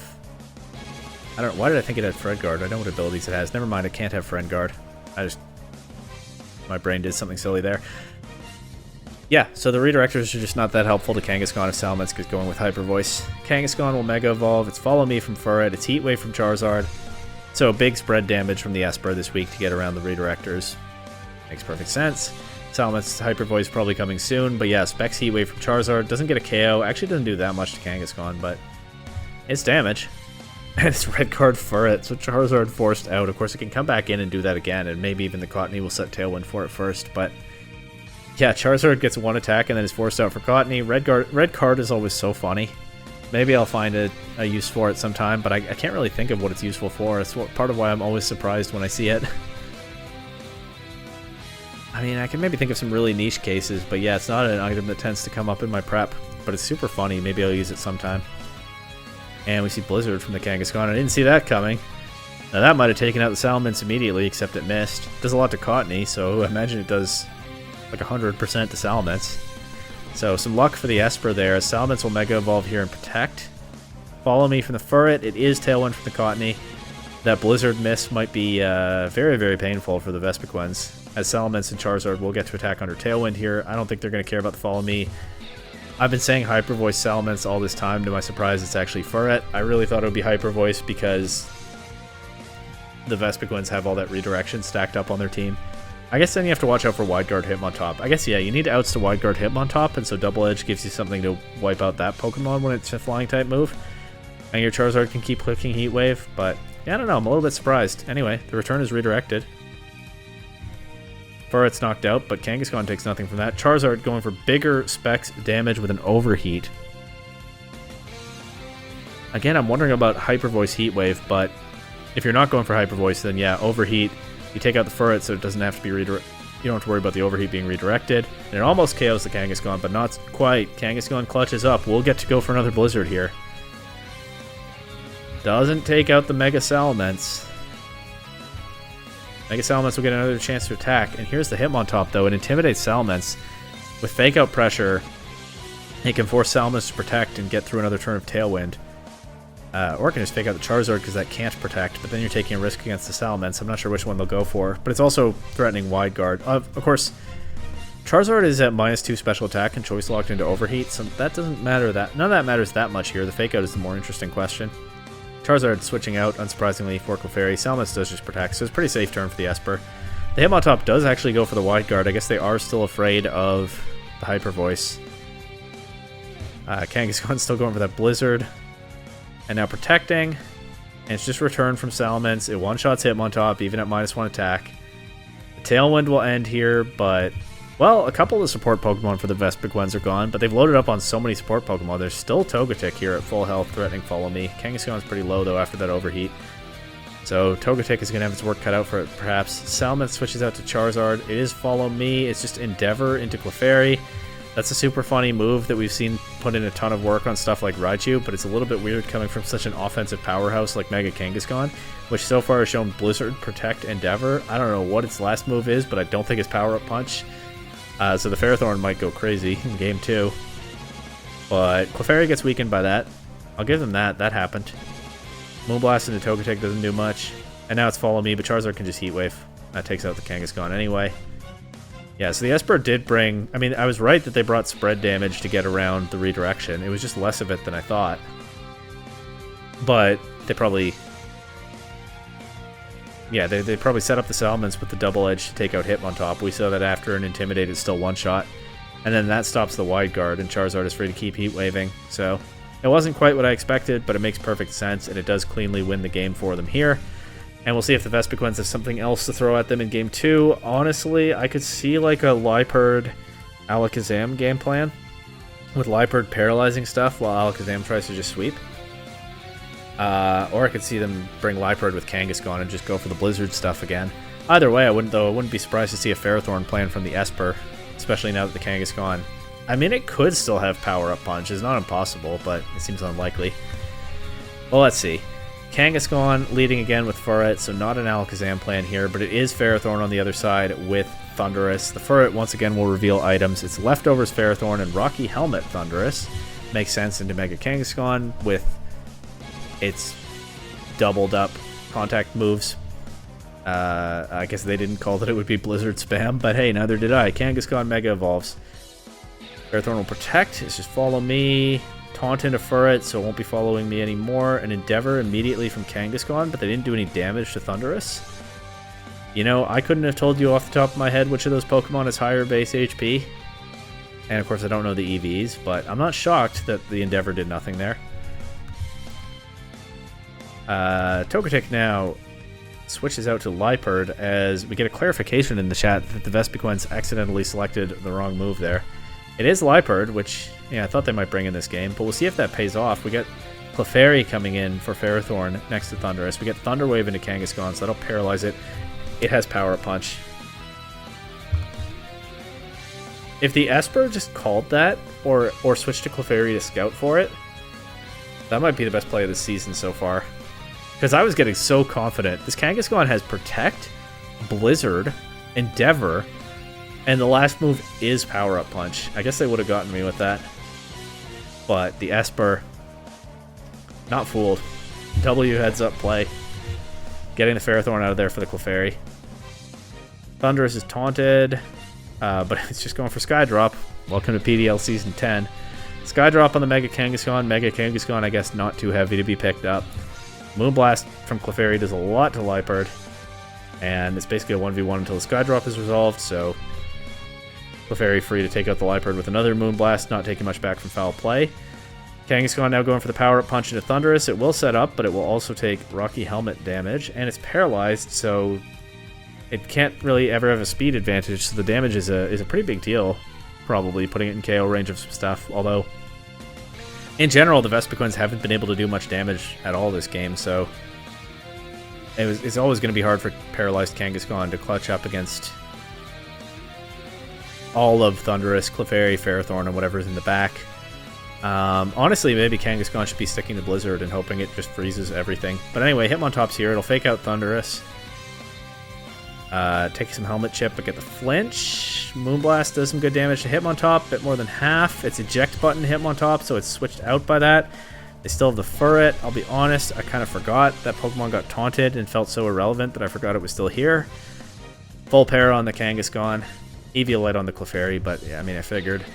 And we see Helping Hand from the Furret before it gets taunted again, so it will get to take advantage of the status move this turn. Thunderous did not attack a taunted Furret, so the only attack from the Espurr is Moonblast into Kangaskhan, which does not do a whole lot of damage. And it's Helping Hand boosted Blizzard from the Kangaskhan, missing Clefairy, doing honestly pretty underwhelming damage to Thunderous and not getting a freeze. But now the Furret shows that it also has Blizzards. So look at 2 freeze chances here. No freezes on Furret's Blizzard. Kangaskhan takes a Thunderbolt.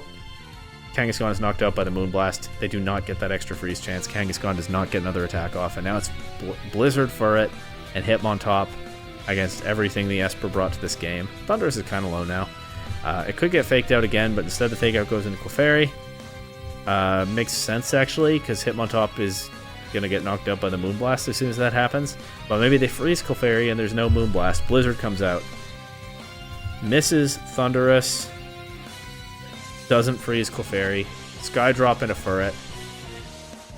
Can Hitmontop take out Clefairy before it drops to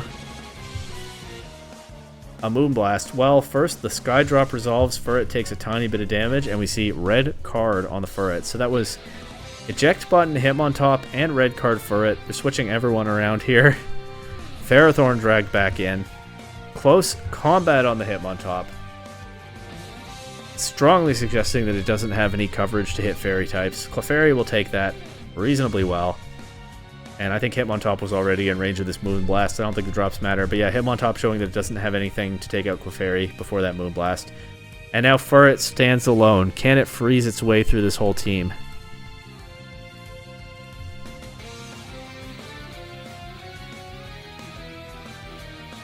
Not with that attitude, it can't. Gets Leech Seeded. It does so little damage that even a freeze... I mean, I don't think Furret has enough PP to win the game anyway, right? It's going to run out of Blizzards before it freezes its way through the whole team, but the Leech Seed wraps it up anyway. Even if Furret has another attack for its 4th move with a ton of PP, it's just going to take too long to knock anything out. Oh, and Ferrothorn shows Substitute for good measure. It definitely won't get frozen now. Furret on its last legs. It doesn't get to do anything. Both opponents protect, and Furret will drop the Leech Seed here. So, the Vespiquens certainly tried some stuff this time. I don't know that Blizzard Spam is Mega Kangaskhan's best set, and we never got to see what they had on the Mega Alakazam, but there we go. That was the end of Pool A for this week. A decisive 2-0 win for the East Coast Espurr. Still the sole undefeated team in Pool A, at the very top of that pool's standings. And now you watch Pool B, and I'm done for now. So have fun with the rest of the video. And now we jump to Pool B, and we have Pendragon United taking on this team, the Salt Lake City Toxic. Pendragon United bringing... Do I finally know my Pool B Megas? I think they have both Mega Gallade and Mega Salamence. So I think they're bringing those. Along with Raichu, Mamoswine, Aegislash, and Yamask. I did not remember that they had Yamask. Is that their Haze user? The Toxic, of course, they have those Shuckle Chansey game plans. They didn't bring the Chansey this week, but every opponent has to be ready for that. I think Yamask gets Haze. That's probably what it's for here, so we might not see it come to a game. And then otherwise, I don't know. They brought a bunch of threats. Aegislash, Mamoswine, Mega Gallade. Those are probably some of the best things you could bring against Terrakion, which looks like it will probably be set up by Whimsicott here for the Toxic. But then they also have a Trick Room with Slowbro option, an Extreme Speed Linoon option with Tangela redirecting with Rage Powder. Let's see what the Toxic strategy is this time. I'm not sure. Gallade leads with Raichu against Linoon and Tangela. Is it Rage Powder Extreme Speed? No Rage Powder. Protect. Avoiding the Fake Out makes sense, yeah. Bulk up on the Gallade. Is it Rage Powder Extreme Speed turn 2? Bulk up on the Gallade, but Gallade then made to take a nap. And now it's Rage Powder. And by Extreme Speed, I mean Belly Drum. I just realized. Setting up for Extreme Speed, I mean Rage Powder Belly Drum. Rage Powder will redirect a Volt Switch. We see Aegislash come in. It is Belly Drum on the Linoon. Aegislash is probably the best answer to that they could come up with, right? It is weak to Shadow Claw, but Shadow Claw is only so strong, especially into Shield form. And if you get them with the King's Shield, then it's +5 instead of +6. That might make a difference with the Linoon. But yeah, the Toxic do get their setup. Extreme Speed will not even KO the Mega Gallade. That's honestly a little bit sad. Then we see Rage Powder with lower priority than Extreme Speed. That's kind of funny. Gallade waking up nice and quickly. Drain punching the Tangela though for not very much damage as Aegislash will transform. Ironhead the Tangela, doesn't get the KO. The Toxic still have the Rage Powder support. And with Aegislash in Blade form, it's tempting to Shadow Claw it, but it could just King Shield and then you're in trouble. So maybe it's Extreme Speed into Gallade again, but then Gallade could protect. This is Pokemon, it's a tricky game. Snatch. Ooh, there's a move I haven't seen in a while. It doesn't exist in the games anymore. If somebody else uses a status move, Snatch copies it. Well, I guess we're about to find out whether it works on Protect. Not copies it, takes it and uses it instead of the intended user. I found out when I was laddering in VGC 2018, when Showdown had a ladder for that it also works on a partner. I hadn't known that at that point, so like I think I tried to click a Swords Dance or something with one of my Pokemon, and my other Pokemon used it because I clicked Snatch. But it also works on opponents. Does it copy, or not copy, steal Protect? Clearly not, as these two Protects still go off. It's just Sacred Sword from Aegislash and Linoon. So what were they trying to do here? Steal Rage Powder? Snatch, Rage Powder. Now it's Gallade using Snatch instead of Tangela. Linoon is... Extreme Speed would come out before Rage Powder, though. So I don't think that works if they're Extreme Speeding Linoon. But if they're Shadow Clawing Aegislash... If they're Extreme Speeding Gallade, I don't think that works. But if they're Shadow Clawing Aegislash... Then the Rage Powder comes out first, but it's Gallade using it instead of Tangela. They take out the Gallade, but they lose their Linoon in the process. And that's probably a favorable trade for Pendragon United. Again, I don't think that... I think there are ways for that not to work beyond what we just saw here, but that's a super fun tech. And extremely disruptive as well into the Toxic, because you could also snatch things like Minimize. Right? And... Yeah, well, Minimize would be a good one, a big one against the Chansey. Anyway, Rage Powder. No Snatch this time, just Drain Punch, knocking out the Tangela. It is Shadow Claw into Aegislash, and it does KO Blade Form Aegislash. We never saw King's Shield. Be interesting to see if they play it differently later in the set, but Linoon has gotten the better of Aegislash this time. Raichu comes in, puts out Fake Out Pressure. Slowbro, though, will Mega Evolve. I forgot that it's Mega Slowbro, I'm not going to lie. But of course, they have a Mega somewhere on the team. I feel like we haven't seen the Mega Slowbro in a little while. I think the last couple weeks they had very Chansey-focused game plans. Fake Out into the Linoon's Protect. Gallade just going for another Bulk Up makes sense. Helping it take the next Extreme Speed, but we see Iron Defense from the Slowbro, so Slowbro able to outpace Gallade's setup and continue to be a problem for it. Extreme Speed, Gallade with the extra defense boost will survive an Extreme Speed for Linoon. That second Bulk Up made a huge difference here. Raichu Volt Switching out against Linoon is interesting, because if you're going to Drain Punch Linoon now, you get less recovery for Raichu having damaged it, so maybe they're not going to Drain Punch. Maybe they're doing something to Slowbro, I don't know, but Mamoswine will come in now. It is Drain Punch into Linoon. Yeah, so Gallade would have gotten more recovery if Raichu had Volt Switched the Slowbro instead. Slowbro showing Calm Mind. Maybe they needed to reposition and they thought Slowbro might protect, I don't know. We get Sableye coming in now. Unable to Mega Evolve because Slowbro already has. Slowbro looking like a menace with the Iron Defense and Calm Mind. But now it's Snatch from Gallade, but it's Fake Out from Sableye. Someone reminded me in a past week that Mega Gallade gets Inner Focus, so it cannot be made to flinch. So I think Snatch will still steal a status move if there is one. First Icicle Crash does about half to Sableye, but no status move, it's Scald. It takes out the Gallade, they're not falling for the Snatch plan this time. Raichu comes in, it just Thunderbolts Slowbro, does decent damage with Slowbro at +1 special defense, and Mamoswine now able to complete the 2-hit KO on Sableye. That Icicle Crash doing more than half is pretty helpful to them there. Also very helpful that it connects, because Mamoswine knocked out by a Scald, and we just have Raichu against Slowbro. I think if the Sableye were also there, that would be pretty scary for Raichu. It might be scary anyway, I don't know what's going to happen here. Thunderbolt into Slowbro, a second, so Thunderbolt's a 3-hit KO. I got the second hit, but Slowbro going for Slack Off, but that means Slowbro is not attacking, right? So this looks okay for Raichu, because the Thunderbolt does so much damage, it pressures out the Slack Off.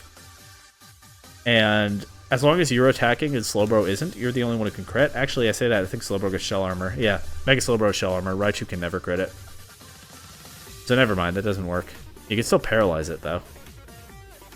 I think the basic general rule that in a drawn-out endgame like this, it's better to be the one attacking still applies, just a little bit less than usual, because the Raichu can't get a crit here. And if as soon as Slowbro gets an opening to attack, I mean, Good chance it's Focus Sash Raichu. That's a common item on it, and it has no damage. But even then, Scald could knock it down to a Focus Sash and then burn, and you still knock it out in one turn. If Scald does that much damage, which is untested, but I would imagine it hits very, very hard. Untested. Fancy way of saying I don't know. But I suspect it probably knocks Raichu down to a Focus Sash. Big Thunderbolt. Slowbro going for the Scald here. I'm wrong. Raichu does take the hit. Even with a burn, Raichu would be fine, and they don't get the burn anyway, but Slowbro narrowly survives the next Thunderbolt at approximately 1 HP. Gets a chance to go for a Slack Off. That almost blew up on the Toxic, but not quite. Slowbro now paralyzed by the next Thunderbolt. If it gets a Scald off here, it wins the game. If it's fully paralyzed, it loses the game. That's what this is coming down to. If it goes for Slack Off, then, I don't know, we still have a game. Another Thunderbolt. Slowbro in range of the next one. Fully paralyzed. Slowbro just needed another Scald. I'm Monday morning quarterbacking again. I'm Tuesday evening quarterbacking. Maybe I should do less of that, but after the first Scald into Raichu, any of these Slack Offs could have been a Scald. Or Raichu pulling through with the full para.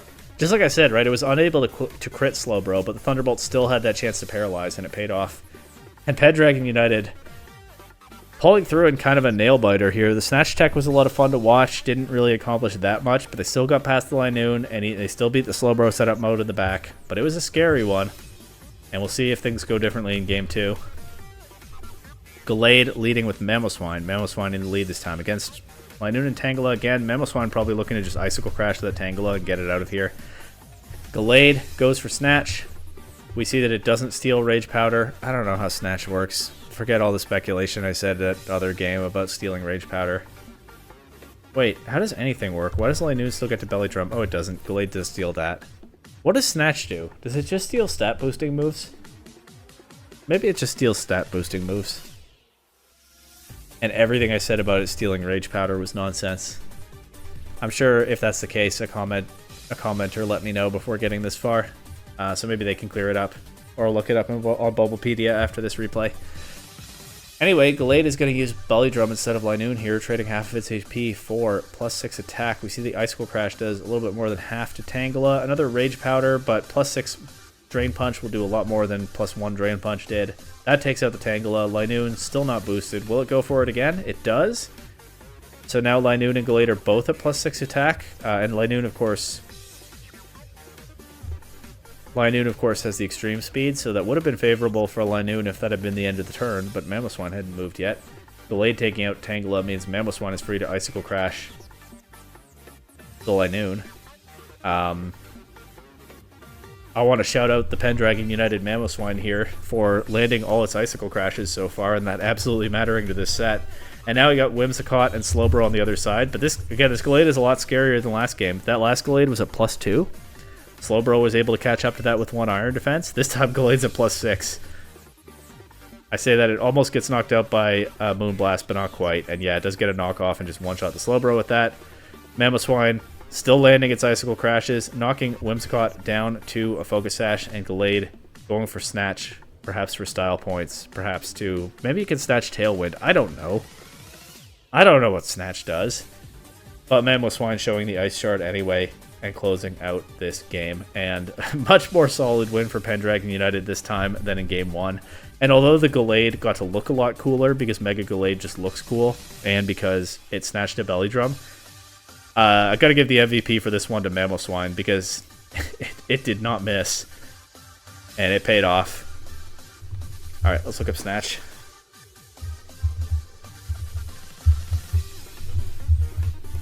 If my keyboard will cooperate. I'm having issues with my keyboard lately. Everything's breaking on me. There we go. So we're in Generation 6, but... So Snatch will steal the first susceptible move.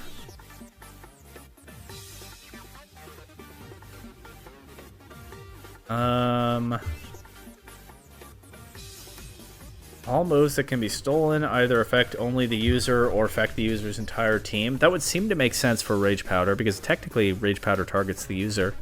But maybe that's not the same thing as affecting only the user. And it's not status moves or stat boosting moves, it's just a list of moves that it can steal, I suppose. Protect is not there. Rage Powder's not there. I'm sure Follow Me won't be either. What a strange move. I hope I don't have to look this up in more detail this season, but maybe I'll have to.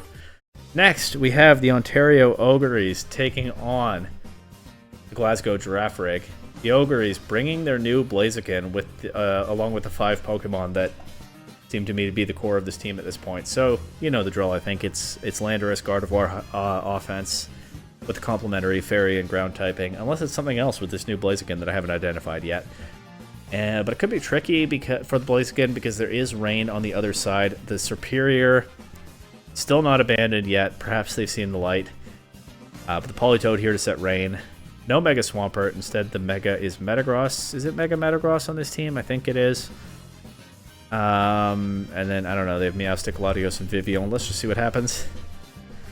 Gardevoir and Landorus leading together against Superior and Meowstic. Immediately, Contrary Superior, kind of funny as it gets +1 attack from the Intimidate, although I doubt it's built to take advantage of that. Gardevoir will Mega Evolve immediately. Meowstic will set Reflect, and that will be of some help to Superior taking that U-turn, but it still does like half. As Thundurus pivots in, we see Gastro Acid into the Gardevoir. That is a cool tech. Gardevoir, of course, gets through that big damage with Hyper Voice because of Pixelate boosting its power and turning it into a Fairy type attack. But Gastro Acid suppressing its ability. The Hyper Voice doesn't even get the KO on Superior now. You know what? Superior is one of my favorite Pokemon, but I was sleeping on Gastro Acid. This coach has really shown its power lately. Landing that into Mega Gardevoir is super cool, but we'll see what kind of pressure they can get from that position. As Superior is still very low. We see Gravity from the Meowstic. That is 3 different sets featuring Gravity this week. Why did these things happen in patterns in this league? I don't know. It's like we're probably going to see another Snatch in the last couple sets. It seems like it's not just one person that brings up kind of an obscure move that doesn't get much play. It'll be like 2 or 3 people doing it in the same week. Maybe people are prepping together. I don't know. I don't usually prep with anyone. We get Gravity. Actually, it makes perfect sense for the Girafarig because they've been frustrated by Leaf Storm missing, and it's not going to miss now. It lands into Gardevoir, does some good damage. We know the Superior is Contrary. We also see it as a Life Orb, so it's almost knocked out by that. It can attack maximum one more time. Let's see if it even gets one. Nope, Gardevoir still going for that. Oh! Okay, Gardevoir still going for that normal type Hyper Voice. Plenty to knock out the Superior here, and it also chips the Meowstic. Oh! You know what? This might be a metagame for Big. Maybe we're seeing the rise of Gravity in response to the rise of Skydrop. I didn't even think about that. The Ontario Oguris love Skydrop. They're just always clicking Skydrop. They're the Skydrop team. And we see here Skydrop shut down by Gravity. That'd be really funny if that's the actual reason. Like, that is just how metagames form, right? Like, Skydrop was taking off for a few weeks, and so now a bunch of teams are starting to run Gravity. I didn't think about that until now. I'm not going to go back and check if it makes sense in the earlier replays, but that's really cool. That's the development of the game right there. We'll see what happens over the rest of the season. I'm taking as headcanon that this is what's happening, even if I don't know it to be true. Latios is here. Not afraid of the Fairy type Hyper Voice because it's still a normal type Hyper Voice right now. Gardevoir will Protect. Still not switching out. We see Metagross come in. We see Thundurus Dark Pulse doing a bunch of damage to Metagross. Metagross staying in and Mega Evolving. I'm kind of surprised that the Gardevoir has never switched out. I don't know what they have in the back that they don't want to bring in on this. But Gardevoir does take a Shadow Ball from the Latios. Still here. Still unable to use Pixelate. Metagross Protecting avoids a Dark Pulse, and it's still just that normal type Hyper Voice. But it is doing less damage to Latios than you'd like. And finally, as the Metagross goes for an Earthquake, finally, Gardevoir is knocked out. And because Gravity is in effect, it also hits Thundurus and Latios. Maybe they're not as happy about hitting their own Latios, but maybe it's worth it because they take out the Gardevoir. They do a lot of damage to Thundurus. Thundurus does survive, but it takes a ton from that Earthquake. Not used to being weak to that move, and then it drops to Latios Psychic. So a little bit of chip damage on your own Latios is probably worth that. But now we see the last 2 Pokemon for the Oguris are Landorus, which we saw already, and Tornadus, which we didn't. They brought the Legendary Trio. And Miguel's just going for Earthquake now, and it's getting 2 KOs. Latios not immune. They can take advantage of that too. Tornadus, their own Tornadus takes a ton of damage from their side. Earthquake again for big damage into both opponents. Worth it. So the Gravity are kind of paying off for both sides here, as Tornadus doesn't have to try to land a Hurricane. Gravity will end here, but it's just Meowstic left on the other side. I bet it just drops to a U-turn. It sets Gravity and drops to an Earthquake. Maybe that was just a flex Gravity. I don't know.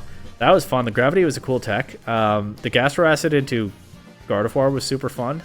They just didn't really have offensive pressure to take advantage of it with Serperior and Meowstic. I was kind of surprised that the Gardevoir just stayed there and kept clicking Hyper Voice, but I guess getting that damage on things to set up for Landorus sweep in the back makes perfect sense for the Oguris. And then there we go. The Gravity shutting down the Skydrop. Kind of a moral victory for the Girafarig there. Both teams just trading Earthquakes with Mega Metagross and Landorus. Unfortunately, Landorus has a clear advantage there because it gets Stab and its opponent is weak to Earthquake. But fun game plan from the Girafarig. Just kind of got turned around on them in the end game. Let's see if they have something different in game 2.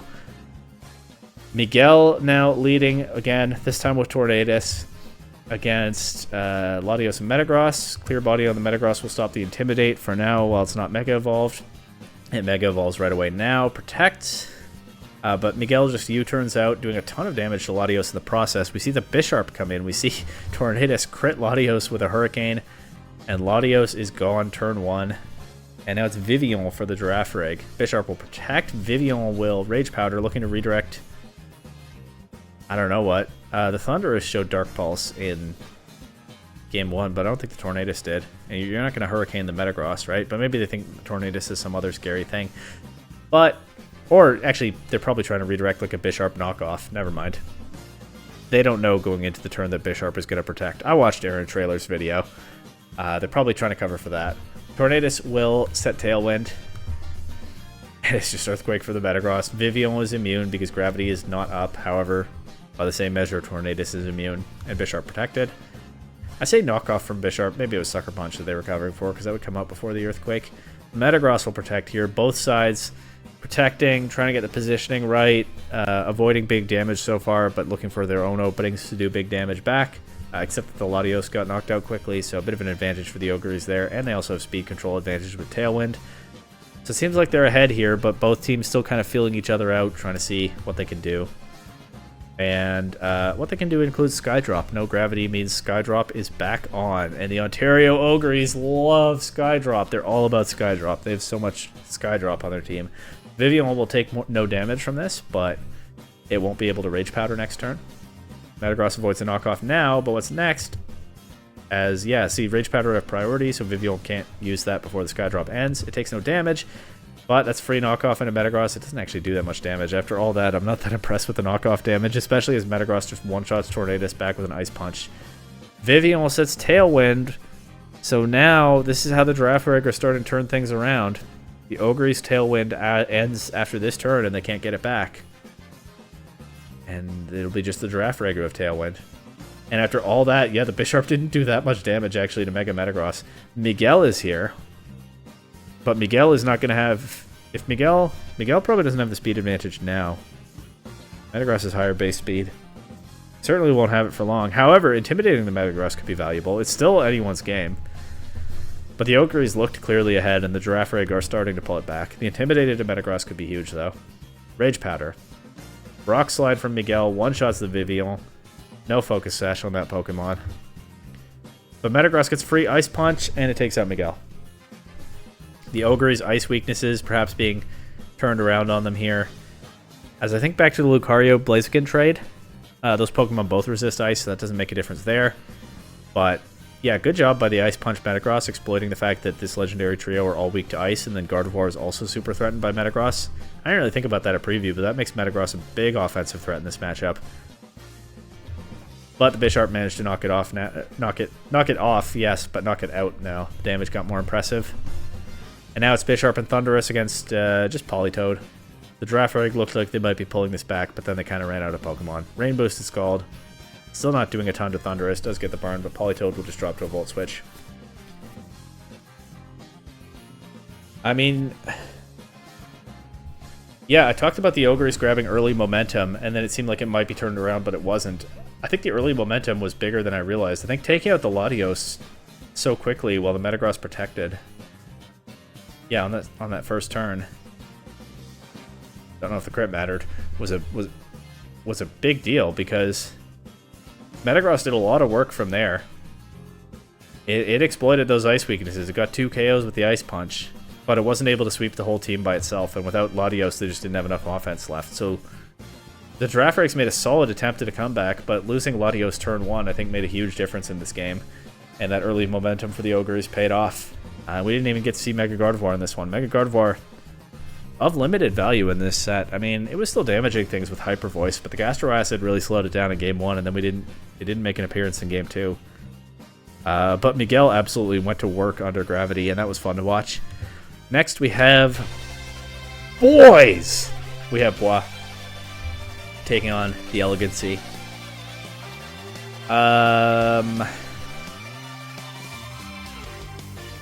It's Mega Latios on Bois, right? Mega Mawile definitely on the other side. I don't know. The Elegancy they have Trapinch and Amoonguss and Heatran, but no Trick Room. But presumably Tailwind Murkrow. I don't know what they're cooking.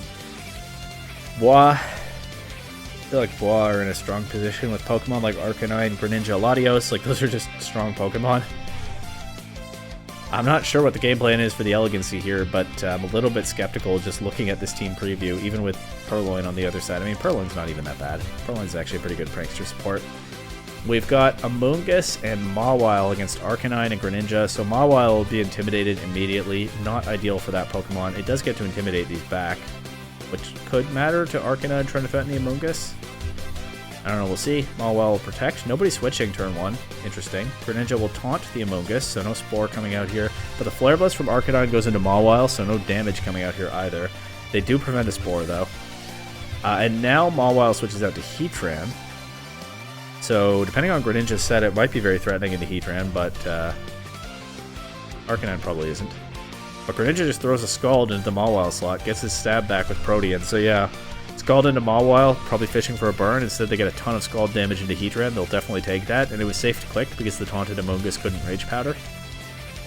We see Absorb Bulb on the Heatran. I believe what that item... That's an obscure item. I believe what it does is boost the holder's special attack, be consumed, and boost the holder's special attack if it's hit by a water type attack.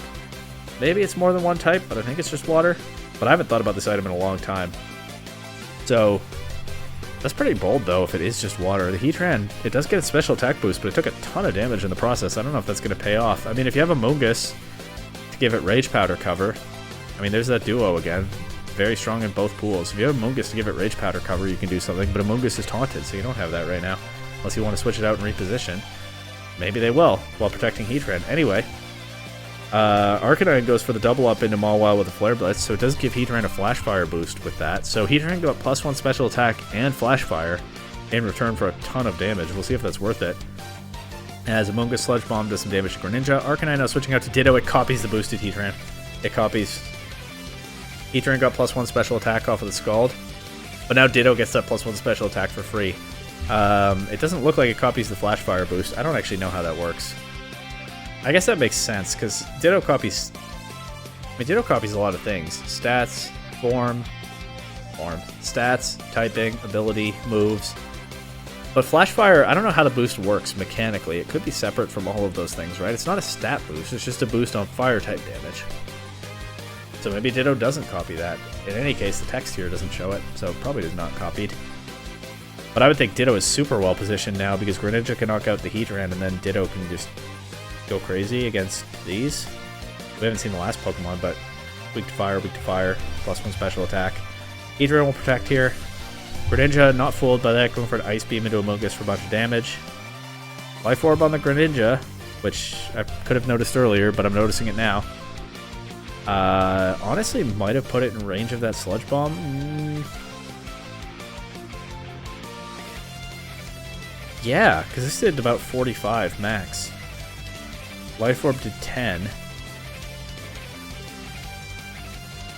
That honestly might have... It's close. That honestly, its own Life Orb might have put it in range of the Sludge Bomb. which is a huge relief for this Heatran. Maybe they can still get through this. Taunt also wearing off here is nice, but now Arcanine is back. Okay, right, there's still Arcanine in the back. That can just... Well, what can it do? Well, depending on its moves, it could just get a KO. We'll see. Ditto will just protect here, so Ditto, presumably not choiced. That's very good to know if you're the Elegancy. We see a Rage Powder. Arcanine just taking Amoonguss out with a Flare Blitz, knocking it out through the Aqua Berry because it's already low after all that Ice Beam damage from the Greninja. That makes sense, because the Amoonguss being able to Rage Powder means you can't just safely click whatever your coverage is. Like, if Arcanine is close combat and that's redirected into Amoonguss, that's not good for Bois.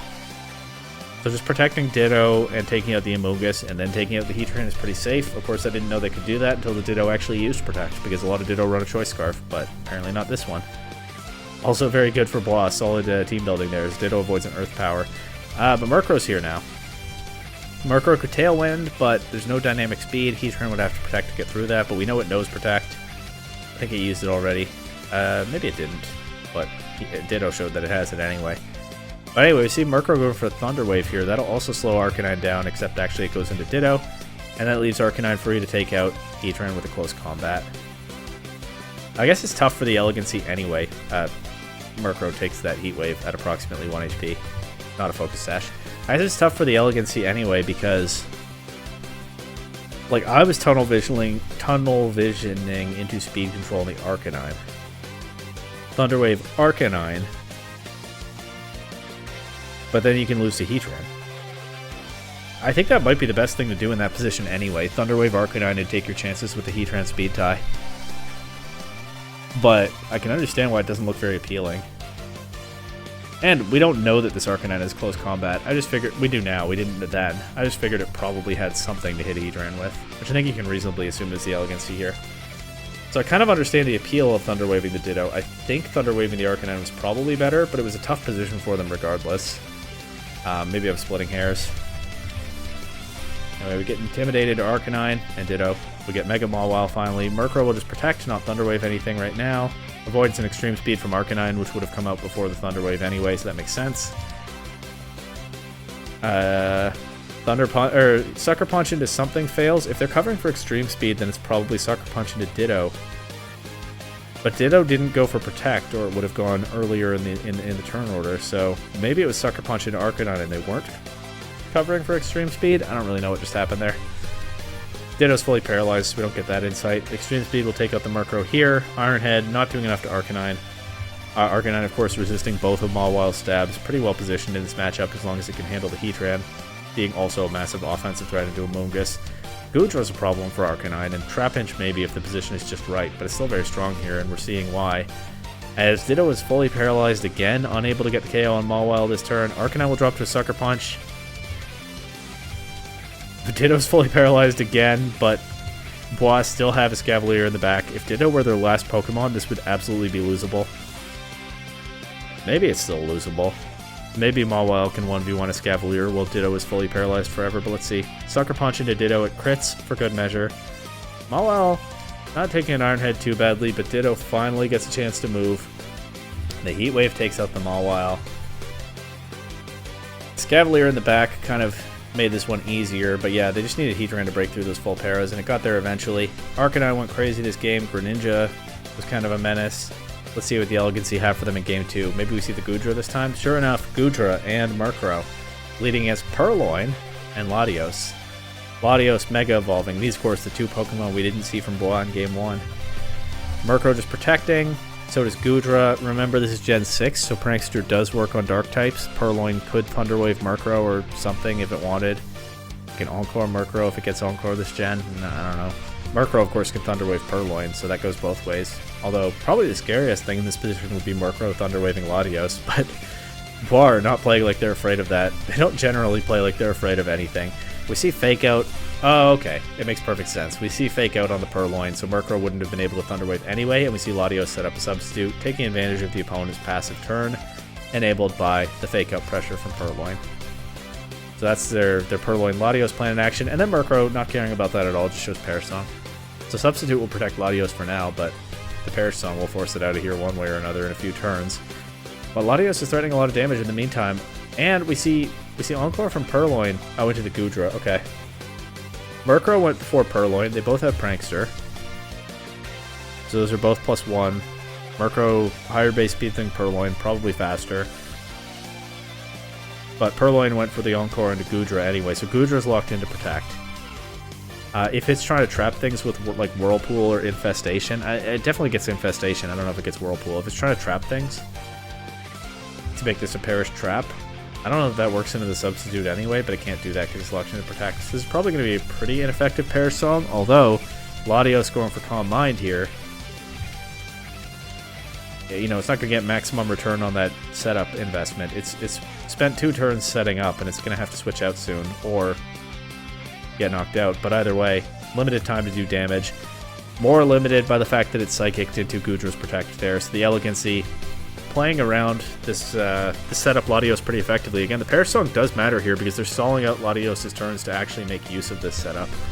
And sure enough, Purloin paralyzed by Murkrow. Also fully paralyzed. Also didn't go for a priority move this turn. So I wonder what it did go for. But we don't get to find out yet. Goodra switches out to Mawile, so that can take a hit from Latios, kill another Perish turn. Murkrow has nothing to Thunder Wave. Never mind, Mawile can't take a hit from Latios. Guess the hidden power type. It can be, what, Fire or Ground? I think those are the only possibilities, so I'm going to say it's Ground to also hit Heatran. I think that makes a lot more sense than Fire here. Yeah, because Latios doesn't need Hidden Power Fire to hit Amoonguss also. And the main Pokemon that the Elegancy haven't brought that they've been using a lot is Starmie, which Hidden Power Fire also not helpful into, so it's definitely Ground. And that just one-shots the Mawile, which doesn't get a chance to Mega Evolve in this game. So after all that, the Elegancy did a really good job slowing down the setup Latios until that last turn. But after all that, on the last turn before it has to switch out or perish, it takes a KO, and it takes a powerhouse attacker down. And it can still switch out and come back in and be a menace without its boost. It'll still have to watch out for Thunder Wave Murkrow, but well, let's see how they both play around this now. Amoonguss is here. The switch of Scavalier in. I was about to say whatever switches in for Latios could get Spored because it's an obvious switch, but a Scavalier with the Overcoat ability would be immune to Spore. Murkrow switching out to Goodra. Purloin just staying in, allowing itself to perish in exchange for fake tears to lower Amoonguss' special defense. Making things a lot scarier for Amoonguss when Latios comes back in, and sure enough, we see Overcoat on the Escavalier. It played out exactly like I said. They went for the Spore into the obvious switch, but Bois had a Spore immunity to switch in. Good stuff there. Nicely set up by Bois, and now Purloin's gone, and that means Latios gets back in for free. That's the bigger thing, right? They're getting the fake tears. Purloin, actually, that's huge. Purloin letting itself perish there means Latios gets in for free when Murkrow is not on the field, so it doesn't have to worry about a Thunder Wave as it goes right for the substitute again. Super well played by Bois. Goodra not showing a Dragon type attack, just Sludge Bombing the Latios, which doesn't break the sub. Amoonguss does break it though with a double up, so that's awkward for Latios. You'd think Goodra would have something to just break it right away, and then Amoonguss could get Latios with the Spore anyway, but no. It's Sludge Bomb. They do break the sub together. Awkward for Latios, but Escavalier now getting to attack for free. Will knock off leftovers from the Goodra. Latios going for substitute again. And it's Infestation from Goodra this time, but Latios avoiding it. This might well be no stab Goodra. We've seen 3 moves, and none of them have stab. The Amoonguss Sludge Bomb breaks the substitute again, but Escavalier still getting to attack for free. Does more than half to Amoonguss with an Iron Head. Amoonguss now protecting. Latios just going for Psychic into Goodra. Doesn't do that much damage, actually. Goodra takes that reasonably well. We know that Latios doesn't have a Dragon attack because we've seen all its moves. Substitute, Calm Mind, Psychic, Hidden Power, Ground. I'm just calling this Ground. It's definitely Ground. And the Infestation doesn't go into Latios this time. The Elegancy missing a chance to knock Latios out. Of course, Latios, if it's EV'd correctly, should have 1 more substitute available. So maybe they thought they would go for that there, but breaking the subs you think is worth it for them. But I guess if Amoonguss is protecting, they're not breaking the subs anyway. So they went for the... Yeah, so okay. Probably thinking they would once again not get Latios with this. They went for the Infestation into Excadrill, but that gives Latios a chance to continue to be a problem for them. Goodra will protect here. It'll avoid a Psychic. The Elegancy are still playing around the threat pretty well. They do finally land a Spore into Latios after all that, so... I mean, can't count them out. The Latios has put in a lot of work, but the Elegancy have not made it easy. Very much still in this game. But As I say that, Escavalier takes out the Amogus with another Iron Head. It doesn't look like the Goodra can do good damage to anything. And we know the last Pokemon for the Elegancy is the Murkrow, so I actually think they're just going to run out of damage here. It's too bad. They played this set really well defensively, but I think they probably just don't have enough in the tank to win this one. Thunder Wave into Escavalier. Oh, they had Draco Meteor the whole time. Thunder Wave into Escavalier. The Parachance matters. The Speed Drop doesn't. I guess, yeah, you don't want to... Oh, okay. I see what happened here. This was really awkward for the Elegancy. They have Draco Meteor for their Dragon-type attack. It, of course, comes with the -2 special attack drawback, so if you use it into a substitute, your Goodra's in trouble. That's why they weren't clicking it into Latios when Latios was going for substitute. It makes sense. Unfortunately, when they use it now, it's into Escavalier, and this confirms that the Goodra has no good way to damage the Escavalier. Draco Meteor is the best attack that it has into Steel types, and it's not very effective. Goodra gets taken out by an Iron Head, and despite the late reveal of Draco Meteor, sure enough, the Elegancy... Actually, this is funny. Latios has no way to damage Murkrow. That definitely confirms Hidden Power Ground. Murkrow is immune to both of Latios' attacks, and that's why it went for Psychic there. It doesn't matter. But Escavalier should win this. Unfortunately, the Elegancy did, in fact, just not have enough damage in the endgame. I say that. Murkrow Brave Bird almost takes out the Escavalier. A full para there could have made things interesting. But Bois still have a Pokemon in the back, which can probably beat the Murkrow. And either way, no full para. Escavalier takes out Murkrow with an Iron Head. But if they'd gotten a full para there, we know that Latios can't damage the Murkrow. It would pretty much be a 1v1 between Murkrow and the unrevealed last Pokemon. What if it's Ditto? Oh, I almost wish Escavalier had been fully paralyzed there. What if we'd gotten a Murkrow 1v1 to decide this game? And we know the Ditto isn't Scarfed.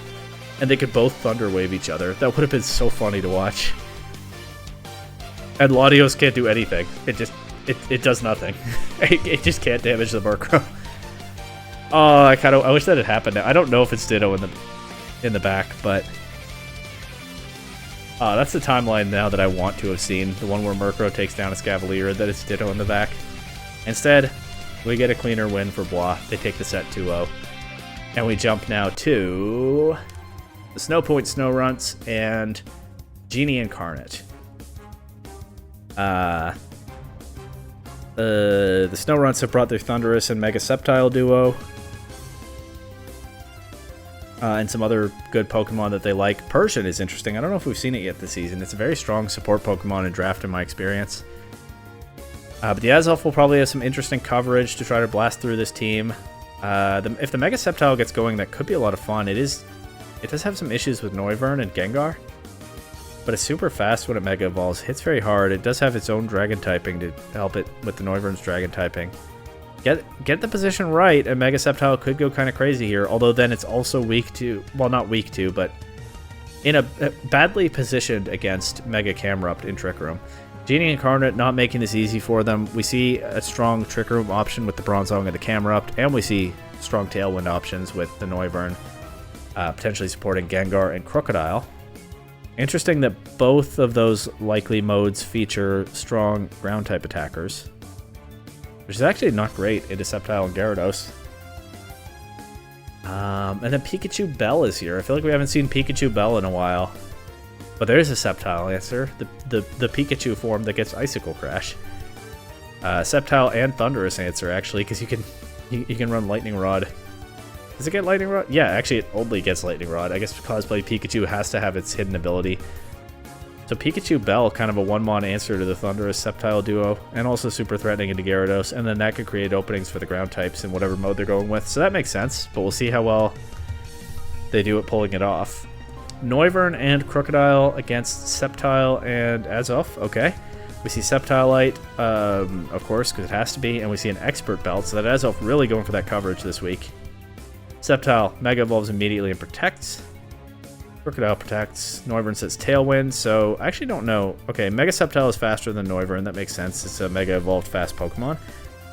But it needs to protect to get that speed boost to kick in next turn, and Noivern able to take advantage of that and maintain a speed advantage with Tailwind. Azelf, though, going straight for Hidden Power. It's super effective. There's no Hidden Power Fairy, so it has to be Ice, Rock, or Dragon. And I'm going to say it's probably Ice. Yeah, I don't know why it would be Rock or Dragon. It knocks Noivern down to a Focus Sash. What's going on in the chat? Oh. Thunderous can't have Hidden Power Rock. Because its IVs just can't be that way. That is funny. There's so much weirdness that comes from Hidden Power typing being decided by IVs. I've run Hidden Power a few times this season in my Pokemon. I've had some slightly weird IVs, but I haven't run into a situation like this. Anyway, Sceptile switched out. Gyarados is here. Makes sense. Sceptile very threatened by Noivern. And mainly Noivern. Crocodile potentially. Under Tailwind. They get the Intimidating to Crocodile as well. Both of these are immune to Earthquake, although Crocodile's probably not clicking it in that position anyway. Yeah, the Draco Meteor just goes for Sceptile, hits Gyarados instead, does not a massive amount of damage, and Azelf avoids a knockoff, but the Tailwind pressure is still on. Azelf now switching out to Sceptile. Sceptile, of course, cannot have its item knocked off because it's a Mega Stone. Gyarados gets chipped a little bit by -2 Air Slash, not a big deal. Actually, Net gives it HP with its Citrus Berry, as Reckless Trico in the chat reminded me that Genie Incarnate has a Volcarona, I guess, that we don't see in this matchup. There are 24 teams in this league this season. I'm not really trying to memorize all the rosters. So maybe it was Hidden Power Rock on the Azelf after all. Especially since Thunderous can't have it. Yeah, maybe it was. I'm going to be stubborn and say it's Ice. Anyway. Yeah, Gyarados, Citrus Berry. Knock off into Sceptile. Can't remove the item. Doesn't get the boost for removing an item. We see Life Orb on the Crocodile. I guess we... Oh no, we didn't see that already. It attacked into a Protect. Okay. Gyarados flinches and switches out. We get Metagross on the field. Protect from Sceptile. Metagross comes in on a Draco Meteor that does basically nothing. Noivern now very, very weakened, and Tailwind about to end with Mega Sceptile still on the field.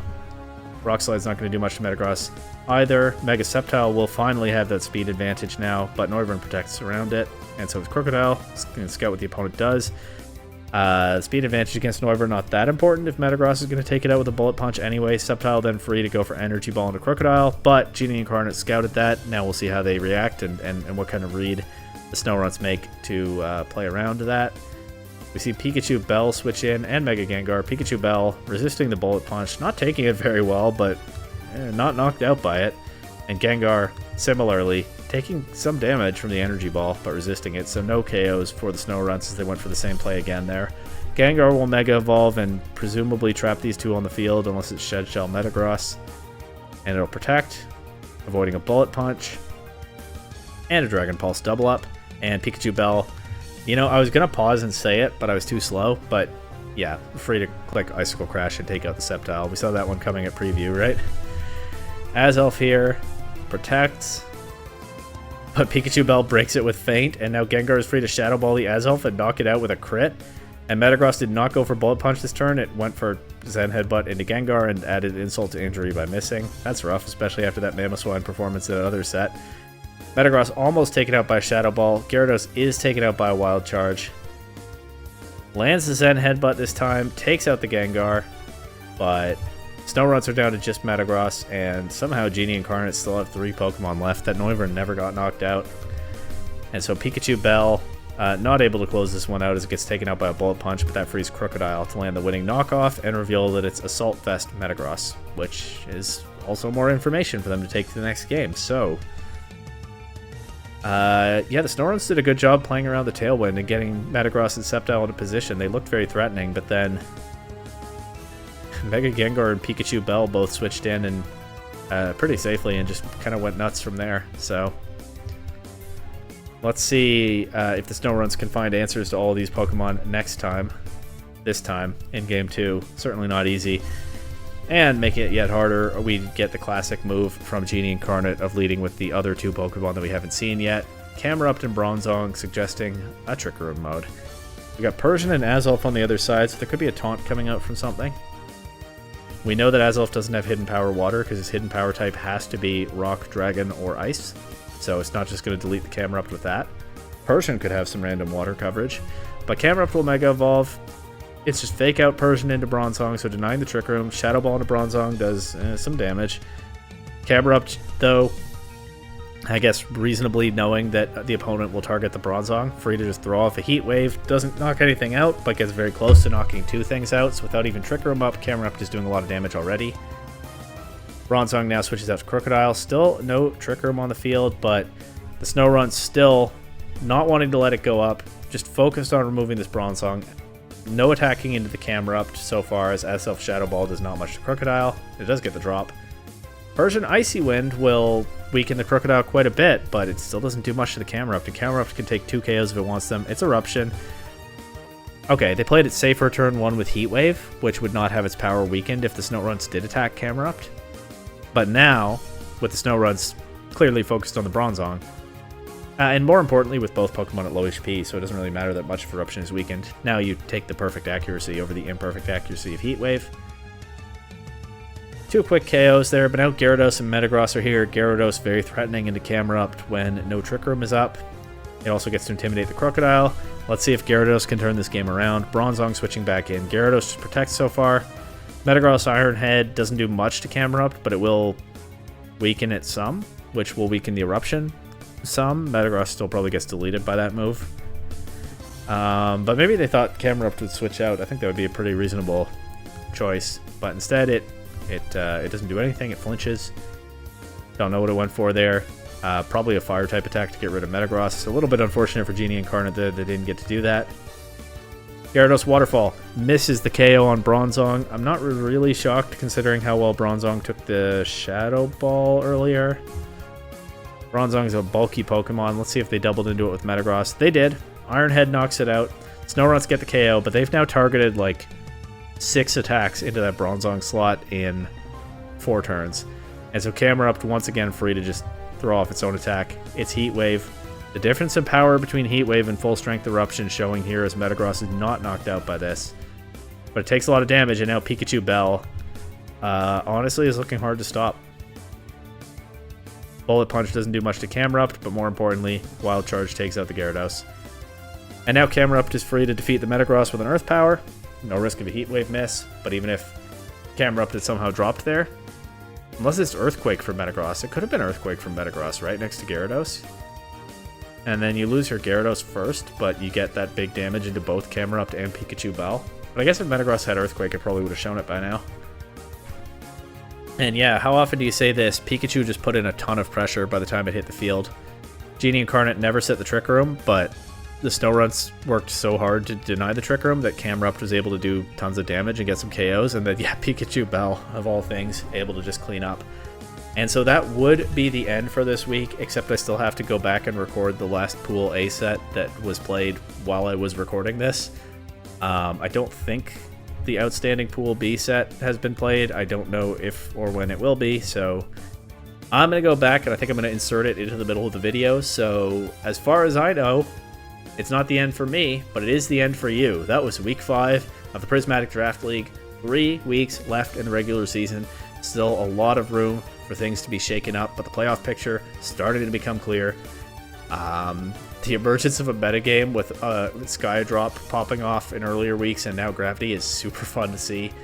And still lots of room over 3 weeks for a lot more innovations, so come right back for more of that.